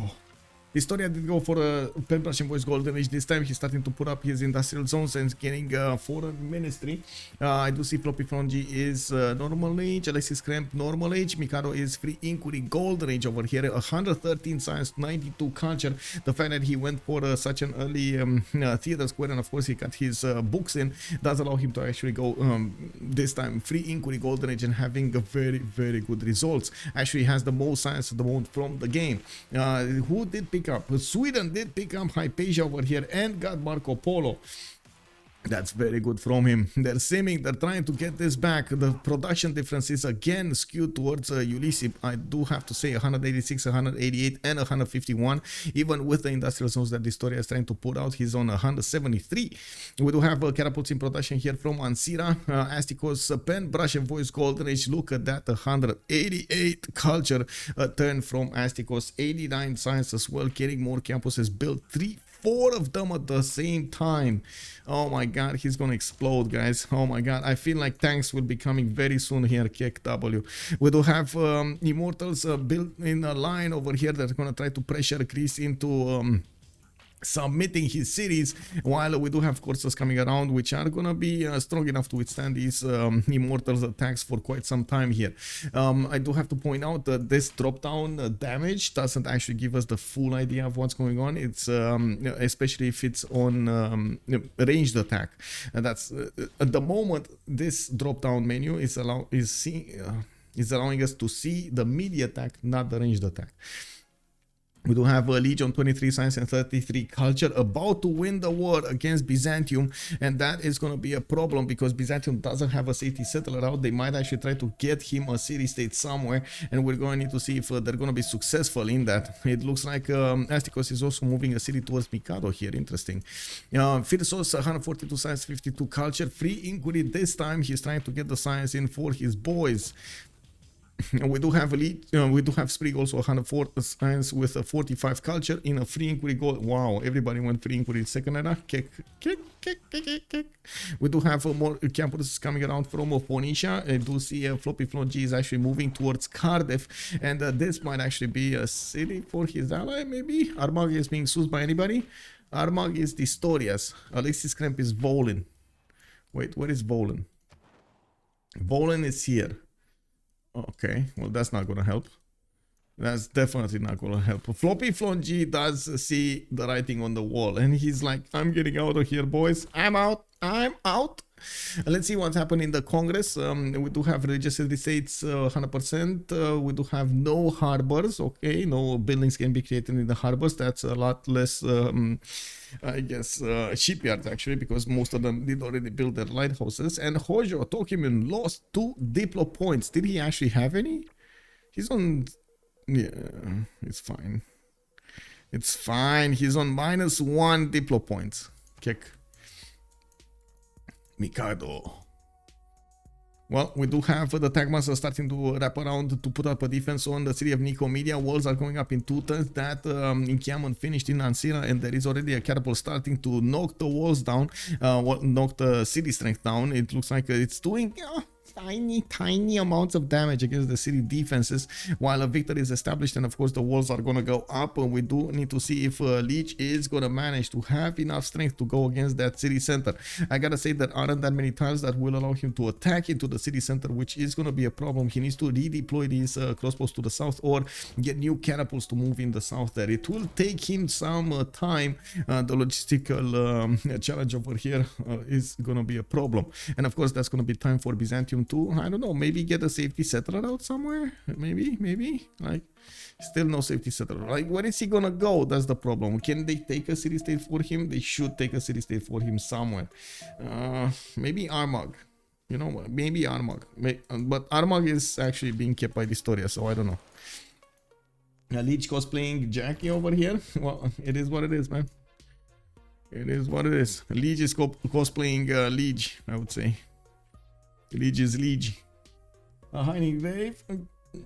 Armagh. Yeah.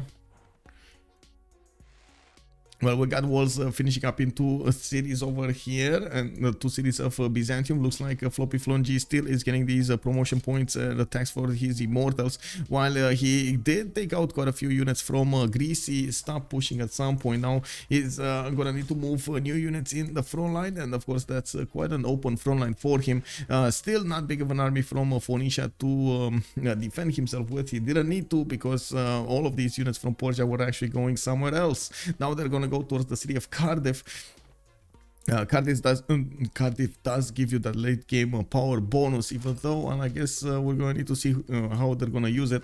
We do have Sprig also managing to get a great general here, getting his foreign ministry in one turn, while their economy is booming. We got Phyrsos 311 gold, Sprig 293 gold a turn.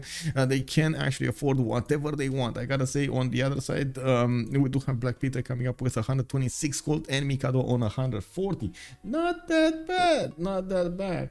Alcohol Parrot also making a comment over here. Oh, thank you for correcting me. It's pronounced Arma. Arma. Okay, like that, with a long A and maybe like a silent H, like a silent TH. It's not full silent, but like, you know, Arma. Okay, got it. Doing it. Thank you. Silent G, got it. Okay, foreign ministry coming up from Lege. He does have 81 production here, and by the looks of it, he's using that production to get more catapults going, pushing his population over here to go to war and keep on taking down Byzantium units until he takes out the cities of Byzantium, makes them his own. We do have walls coming up next time. The two catapults are going to start smashing through them, and we're going to need to see if they're going to be successful in this.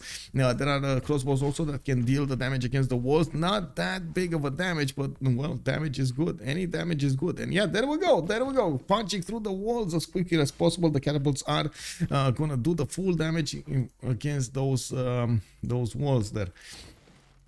Well, we do have some counterattacks. Byzantium is trying to, desperately trying to get to machinery and mercenaries. He only has a few archers to upgrade into crossbows, and of course with only a few tagmas, that's not really gonna help. It's quite expensive to actually buy out tagmas, and it doesn't look like Byzantium is gonna be interested in that at the moment, or I should say the whole BlackPitre team. They probably did understand that Byzantium over here, well, he's not gonna actually get to survive that much longer. They will need to get this win with the threat of diplomatic victory looming above their heads. Naiko 11, thank you so much for the follow, sir. Much appreciated. Mactador Mondi, good evening, sir. Hello. Japan gonna steamroll Greece. Well, let's see what's gonna happen here, because Greece, I think, is getting a bit too big even for Japan. We got Astikos on 135 science, 226 culture. That fascism Greek push at the end of the game is legendary. He's gonna get an extra +5 from his policy slots, especially if he does manage to get Alhambra. +4 from his military policies and the +1 from Alhambra. Now we do need to see if he's going to manage to get there in time. This is also some kind of a race for Mikado as well to get to fascism. We do have Astikos 183 production, Mikado 164 production, while we do see there is quite a bit of a difference when it comes to the science. The culture though is definitely skewed towards Astikos. And now I did also notice we do have Japan placing down industrial zones, and it does look like he's going to have +3 over here, turning a +4 when he's gonna get industrialization. We do have him seeing the city of Phoenicia to the west side, and Mikado doesn't yet have coursers to attack with into that Greek city that does have courser strength and a courser inside of it. We do not see actually any kind of unit coming out from Japan over here to actually do the damage. He's trying to get more science points and getting that production going from all of his cities. Okay, walls down in the encampment. It did take a while to actually reposition those catapults, but it looks like it was it was worth it. We do have a few legions deployed towards the city of Constantinople, while finally we got level 2 crossbows coming out. They will deal massive amounts of damage from this city center. They can actually one-shot the crossbows, and it does look like more of them are getting promoted over here, upgraded. He does have El Cid, giving an extra +5 with the +4 combat strength. And wait a second, he didn't convert this city? No, he did. No, he did not. He did not. Actually, this missionary still needs to convert the city of Malmo. I think he waited for Sweden to actually get his religion going, and now he's gonna start converting it. He needs to move away and then convert Malmo back. Let's see, Malmo. Divine inspiration and stewardship. Okay, it's fine. Hello, hi. Let's see what's going on over here. We do have a few more horses coming around here from Sprig. He's deploying them to the south with some knight support, and I do see Swordsman. He does have a general there, so he is not that concerned. Now there is a bit of a problem. I guess we're going to need to see what Floppy is gonna try to do here. He might try to go stab Byblos and maybe stab Sidon. Sidon does have Governor Victor established, and this is gonna be a problem. Looks like we do have a bit too much strength on the Phoenician side for him to go through with these immortals. Not the same as he had with Greece. Greece did not benefit from a general there. A totally different matchup. Well, we got actually Greece starting to push back. He's using his horses and his knights to actually take down the Persian units. I do have to point out Greece from every one of these military victories, he's managing to get culture out of those units. That is a problem for his opponents. In the long run, Byzantium does not look very good. No, it looks like Rome is the one that's going to win here in the long run. But this is Alexis's Krempp job over here to try to withstand the massive power of Lege as long as possible, which I gotta say it's going to be quite a hard challenge. And I do have to point out, I'm not so convinced he can do it. He can do he can take a city state somewhere. Now, usually we've seen multiple times how the players do try to help out their opponent, their allies, try to convert city states by letting them take them with like a unit or something. Phoenicia. There's no unit here from. A single tagma. He just couldn't afford the extra unit. Okay, we do have pre-builds coming up from Japan. Looks like he's moving them to the west side here. Japan does have horses on the front line. He did retreat his horses and upgraded them. Now Phoenicia doesn't actually have a military here, and it does look like there's a lot of open terrain. Now this is gonna be a problem if Floppy keeps the army of Greece busy on the west side, and of course Japan starts hitting him from the east side. Somewhere I'm pretty sure Greece should break, and probably the city of Phoenicia will be the first one to be taken out. We're gonna need to see how fast Mikado can actually get that military going, and of course if he will manage to get the general out. It doesn't look like he's going to get the general out anytime soon because he doesn't have an encampment. That's a pro, not if he plug in the card. What do you guys think? Is there a safety settler coming out from Basil? I did not see one. No, he's just using this. This is it for him. These crossbows though, these crossbows hurt a lot. Like these two crossbows might actually help him survive a long time here. Even if the walls goes down in Nicomedia, we did see the catapult is not doing that much damage against the city center, and I'm pretty sure we're going to need to see the next tier unit, which is going to come a bit later at what is military engineering, right? The trebuchet coming out here, which is going to take a while because Lege is only like 22 science and 33 culture, not that big in both, and yeah, crossbows are gonna help, but not a lot. What is this? He took armies from a city-state near dISTORIA's land. Maybe with Mikado they could tone deaf Cardiff. Wait, he took land. Where are you seeing that?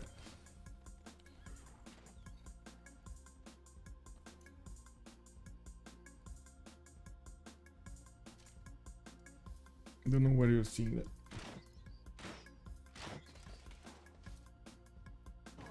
Oh, another level 2 crossbow. Kick W, man. Another. Oh, we got anonymous gifter dropping 5 gifted subs over here. Oh, Sugarman 492, Cheesy K, Eden Shage, and Night Fury 848, and Stuns 15. Welcome, guys. Thank you so much, anonymous gifter. I gotta say, man, I was just watching Hustle, the movie. I don't know if you guys saw it, but oh my God, with Adam Sandler, I just remember the Sugarman 492. That was his name, right? Actually like that, Sugarman. Woohoo! Would be nice if Harald settled the city towards Lege so he could get some traders going. Yeah, great Tagma battle rolling for Byzantium. Well, we do have only a few Tagmas over here remaining alive. There is a horse that is getting bullied here by a Phoenician privateer, not letting him actually move. And by the looks of it, Phoenicia is trying to defend Cardiff. We do have Persia moving in. Actually, wait a second. Cardiff is Spriggs. Yeah, he's trying to defend Cardiff and, of course, putting some pressure on the Persian units. Looking the Tundra in the south of Disto. Tundra south of Disto. Poland? Oh, I see. Wait, these are Poland's. Oh, okay. I see. There's a swordsman over here. That'll take so long, man. There's another swordsman over here. So you think they're gonna give him Cardiff? Oh my God, that's gonna take him like 10, 12 turns.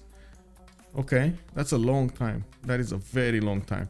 We do have a Swedish settler being sent to the west side. He did settle the city on how to say, on desert, and by the looks of it, he did start to get his open air museums, getting a lot of culture out of those. 213 production, 140 science, 159 culture, getting a Temenaki in Uppsala, which is gonna give him a decent amount of production and at the same time a decent amount of science. By the looks of it, that's 1, 2, 3, 4, 5 tiles. Wait, Uppsala actually did get non-fresh. Okay, I guess it's fine. Let's see actually how these Byzantium units are doing against the Canopus. Looks like they are tearing them down, two-shotting them. And let's actually see the Canopus do the damage against Nicomedia.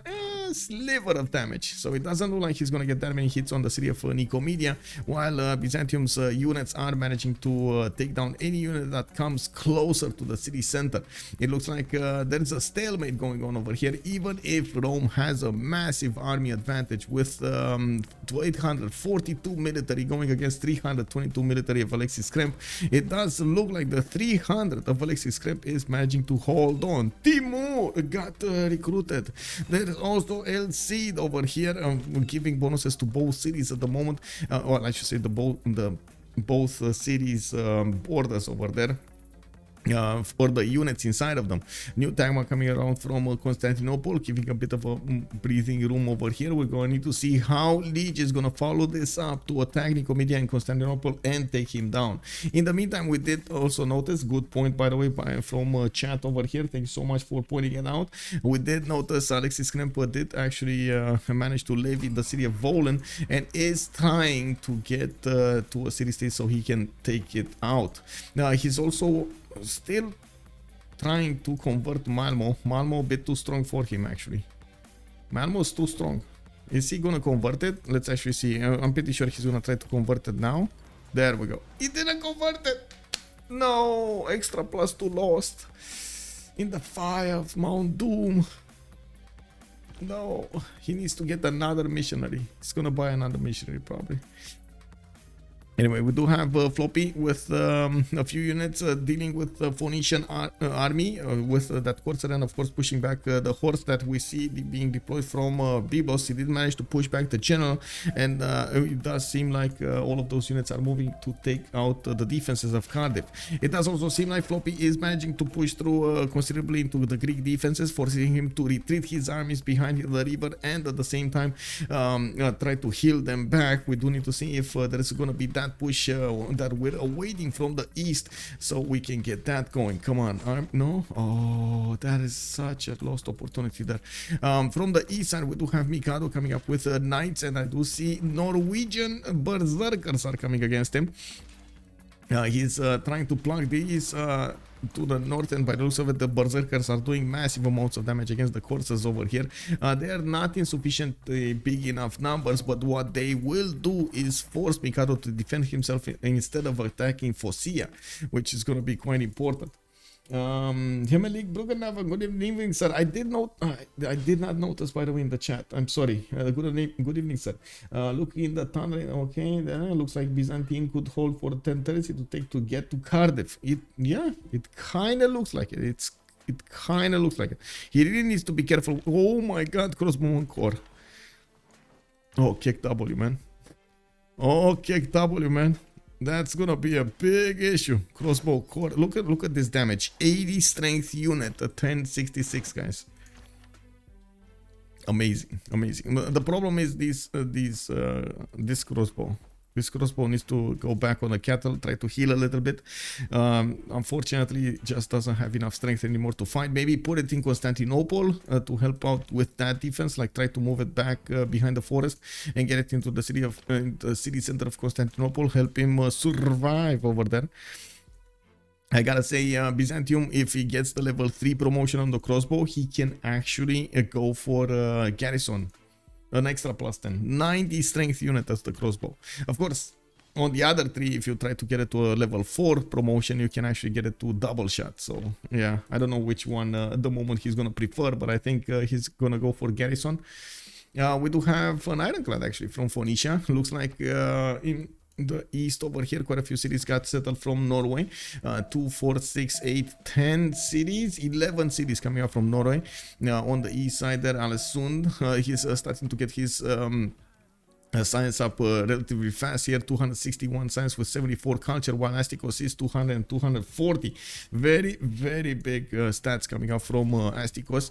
Very strong performance till now from all of the members of Ulyss. We do see some Tango counter-attacking over there into the opponent units, trying to soak up as much damage as possible, give the breathing room for these units in Nicomedia's borders to get some heals popping off. We do need to see if they're gonna put more gold into Byzantium here. It doesn't look like at the moment his walls, his cities are falling, but we do, of course, he would actually make do with a few more Tagmas, I'm pretty sure. City of Cardiff is slowly being taken down. We do have the units of Byzantium from the south moving to the north here. The swordsman is going to take a while to get there, but he's doing it. He's doing it slowly but surely, doing it, moving towards the north of Cardiff. Why is he moving to the May style? Yeah.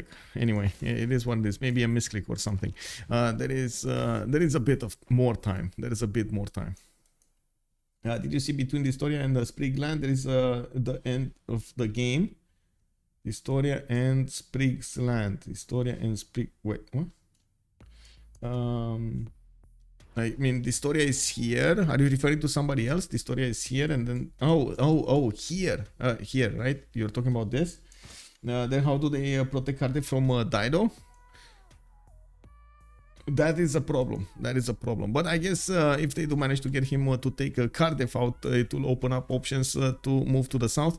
We do have Sprig actually moving in with the units he had defending Sido. He's moving in to the south towards Karlstadt, and it does look like dISTORIA is going to need to deploy a few pikemen to defend himself here. A bit under Cardiff. Yes, I saw it right now. I saw it right now. Thank you. Thank you.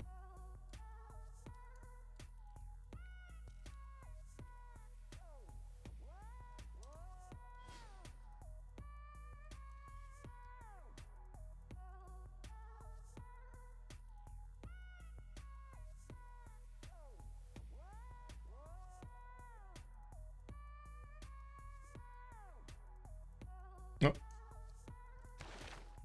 Oh, they locked this? Okay.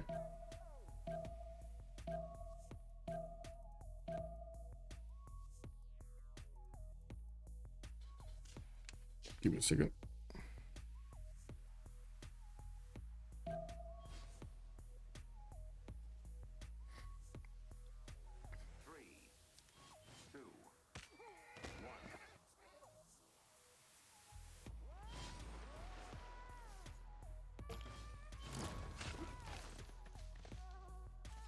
Maybe Sprig could here can catch a swordsman. Yeah, we'll see. BP could try to kill Holy CS for Alexis. This one, Armag, we'll see. We'll see if that's actually going to be the chance here. And for him, Floppy is taking out the walls in Cardiff, and we do need to see what's happening here. Looks like Byzantium's defenses are holding for a little while. We do need to see if he's going to manage to take down these Roman units. There is a level 2 crossbow, a bit too close for comfort, while Alexis is going to need to start shooting. He doesn't have any more movement, and we do have the Tagmas being forced back into their own territory, and they don't have enough promotions to get the heals popping off from the promotions. And now we do see Maritimes are starting to come into play here, and not that strong, but they are stronger than the legions. Now we do have Dido also starting to get his science numbers up, while the difference in stats, by the way, between the two teams is getting quite big. Astikos 221, 259 versus Mikado's 204 and only 87. Late game, especially with fascism, this is going to be a massive problem. We do have Phyrsos also putting a bit more pressure on Japan with just Berserkers, which is just fade buying from Alessund, trying to keep him off attacking to Phoenicia, actually. We got the multiple universities coming up from Tokyo, Yokohama, Kyoto. It looks like Isaac Newton did get recruited by Mikado, allowing him to get back a little bit into the science game. Unfortunately, it might be a bit too late when it comes to that culture. We do have also dISTORIA, 181 science, 194 culture with quite a bit of production, 255. He's keeping up in the sim with his opponents here, and it looks like he is gonna need to do something against Phoenicia. Phoenicia is deploying a few coursers, and it's a GG. We do have a GG being called out over here. Ulyss manages to get the win in this series, best of 3 series, with 2 wins out of possible 3 games. Unbelievable. Lege managed to push over there and took out Byzantium with very early horses, took that city center before Byzantium could put up a strong defense. Now we did have also his allies seeming ahead and getting as much gold and getting as much production as possible. Persia lost a city on the to his opponents, and unfortunately that actually slowed out his tempo considerably. Unfortunate, very unfortunate, but it is what it is. And now we're going to need to jump in the channel over there with them to hear them out. I do have to point out, this is the Francophone community. We're gonna hear a lot of French being spoken, of course, and if they do actually have a little bit of time for us, it would be much appreciated. At the same time, of course, we are more than happy to actually hear anybody in the chat over here, in the stream chat. If you can translate a little bit, like just the gist of what they're saying, it would be amazing. And GG indeed. Let's actually finish the prediction over here. Choose outcome. It was Ulyss getting this win.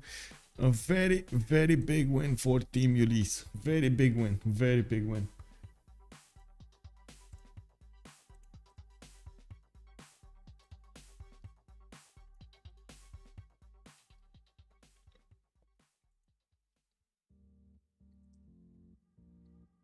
By the way, I'm waiting for them to pop into a channel. At the moment, I don't see them popping into a channel anywhere, so I'm waiting for them to get that going.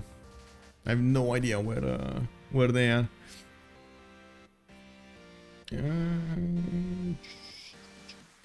I mean, I see them in a 2 versus 2 channel, but I think that's a bit too small.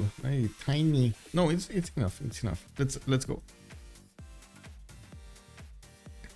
Give me a second. Need to switch this.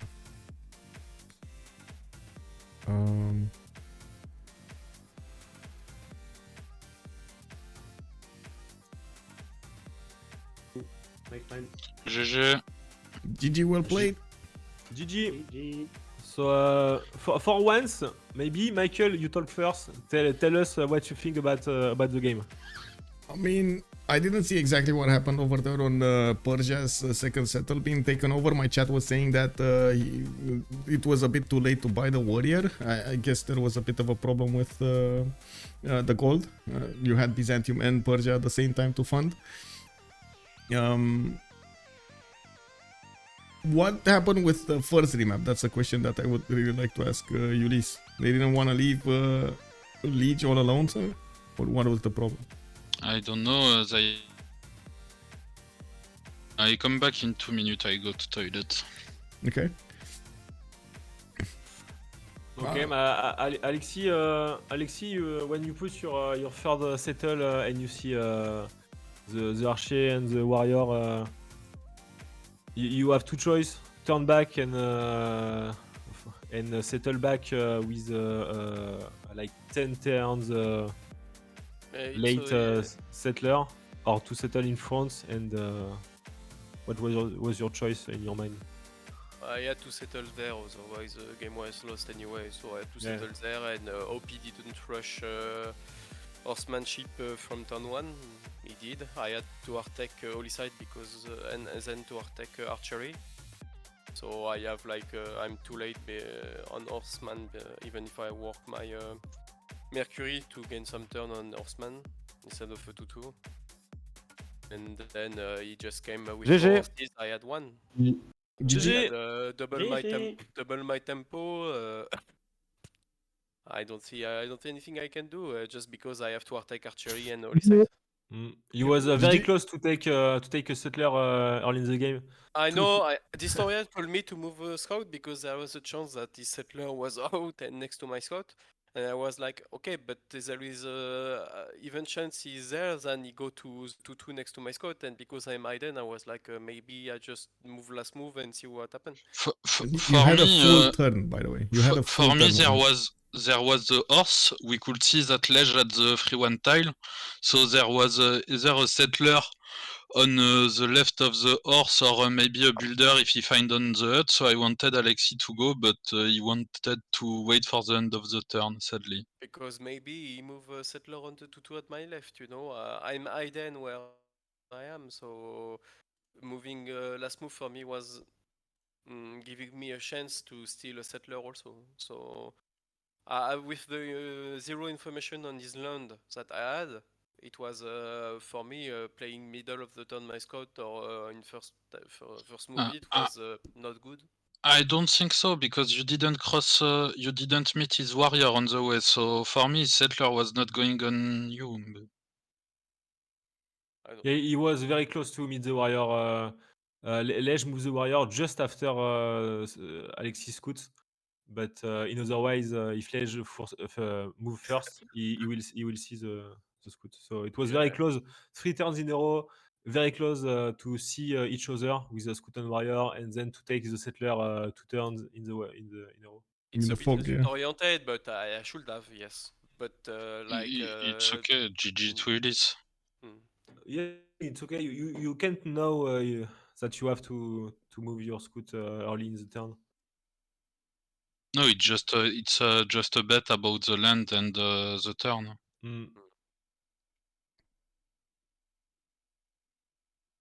So Spriggan, you choose to go external first. So you manage to do a lot of gold early game. Hello Spriggan. Spriggan, Moi, je suis un héros de la victoire. il sait pas parler anglais, donc bon. Yes, we have the setup on the flag, so we do external. The flag. The flag. Je suis à terre, ouais, je suis à terre. Ah, t'es là, tu parles anglais, frérot. Phyrsos, Norway, free sim. What do you think about this Civ in free sim position? I think it's good. I think my start wasn't great, but it went well. So yeah, your start was a bit hard with no fresh water. Yeah, I don't like to not be able to discount an arbor in second city. I even hesitated to go Granary first and Bergen, but it's too early, I think. So I went for the Lake City for my arbor discount and third city. What is discount here? It's commercial hub, horse, then bronze working. Man, immortals. Oh, even though they're still annoying.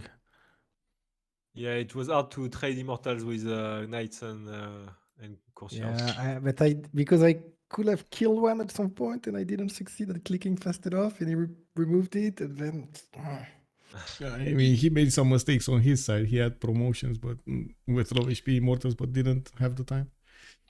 It's a bit sad because I had a really great situation here for scaling for late game if we don't have such a bad early game. Why did you move your warrior back, Floppy? Because it seemed you already had the scout protecting the trader and you saw my warrior? Il est I pas. think Floppy. Floppy, il est pas là, il est Ah. parti. Ah, ok. Il était un peu tilt. Tu sais pourquoi il a bougé? Do you know why he moved his warrior back? Bah, il avait pas vu vos... En fait, il avait vu qu'une de vos 3 unités, il nous a dit, du coup, il s'attendait pas à ce que vous débarquiez tous en même temps sur sa B2, et il voulait escorter son colon et sa route, en fait, parce qu'il avait aussi le colon qui sortait, et je crois on venait d'acheter une unité chez Alexis ou chez Mikado, je sais plus. Non, j'ai On rien avait acheté acheté. une case. Ouais, On bon, avait, on s'est dit qu'il en vrai, allait- on avait des goals. On s'est dit qu'il pouvait pas trop s'y attendre et qu'il allait vouloir escorter sa route. C'était pas facile pour lui. À part voir plus tôt, et je sais pas s'il pouvait mieux jouer que ça. Là, bon. Nous, on a enfin eu le setup de trade, là, un tour avant de cesser. J'ai envoyé le colon en 18 tours. Nice. Bah, vous êtes pas si loin pourtant. Si, on est vraiment loin. La flaque, en fait, ça Avec le rebique. Japon, ouais, d'accord. Donc, du coup, bah, le colon, il met du temps à arriver. C'est un peu dommage. Mais... On pensait que vous alliez prendre double naval sur la première rota, genre Vicky Japon, un truc comme ça. Bon, vous laissez cure Basil pour Alexis. C'est une bonne civ aussi, que ce soit pour les dromons, plein de trucs. Ouais, peut-être du bas de Bon, on Norway à s'attendait la un place peu de- quand même que Basil, c'était pas non plus une grosse surprise. Puis on voulait pas le voir en face aussi, on voulait surtout pas que vous ayez Civac Port plus Basil derrière. Ok. On aurait sûrement pris au chat. Ça nous aurait fait chier que vous preniez Basil first d'ailleurs. Ah, carrément. Ouais, C'est non, pas que moi vous ça le me... faisiez, mais bon, ça faisait un peu chier. Ouais, on avait rien à foutre parce que s'il prenait Basil, on avait Japon Dido. C'est Ouais. pour ça qu'on laisse les deux open. Oh, Parce qu'en mode, prends si pas vous prenez Basil, Basil. Oui, je suis sûr que vous n'alliez pas prendre Basil. Ça aurait fait chier Floppy alors. On a ça fait aurait une ou deux général simules draft où... Enfin, j'avais proposé une simule draft où on prenait... On se disait qu'en fait, vous alliez pas prendre Dido Vicky. Et du coup, on prenait Khmer first, mais ça aurait pu être remplacé par Basil. Bah après, Et si on vous récupérait piquiez... Dido ou Vicky en deuxième. Si vous piquiez pas Khmer en first pick, on le prenait. Oui. Ouais. Voilà, si vous êtes trop Ah, vous broken. l'avez ban, de toute façon. Ouais, on Non, la c'est ban. vous qui l'avez Non, on ban. la ban. Ouais, on la ban. Ah oui, c'est nous. Sinon, on le récupère en double pick avec une civ navale.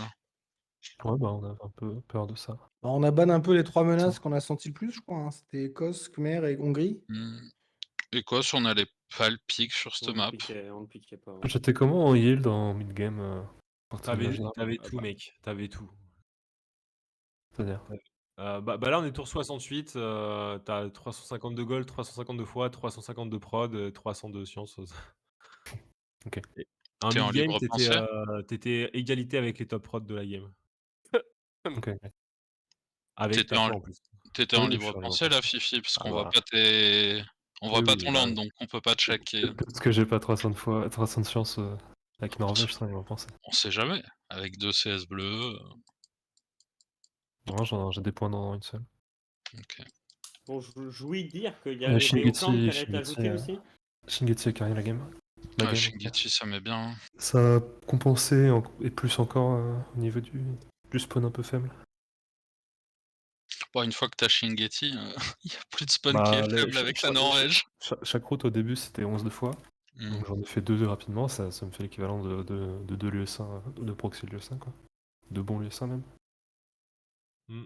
Et en mid-game, voilà, là j'en ai 7, ça fait 70 de fois. Ouais, c'est compliqué chez nous, hein. À partir du moment où on a 2 joueurs qui perdent une ville avant le T30 ou je sais pas combien, c'est complexe, hein.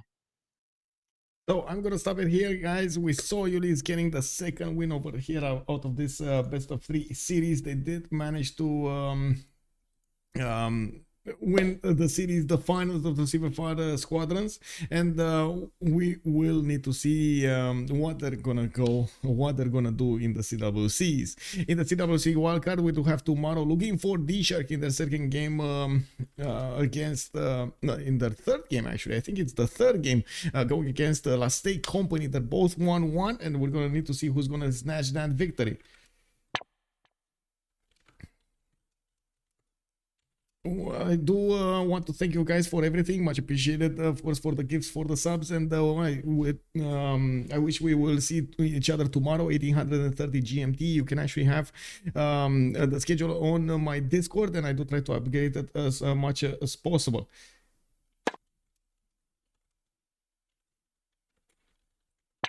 Hope also if you're coming up from YouTube, I do hope you're gonna throw this video a thumbs up because you enjoy the content, and you're gonna leave a comment down below. Hope to see you on the live stream on twitch.tv/OnSpotTV, and have some fun with some Civilization 6 gaming. Have a good evening, guys. Bye bye bye.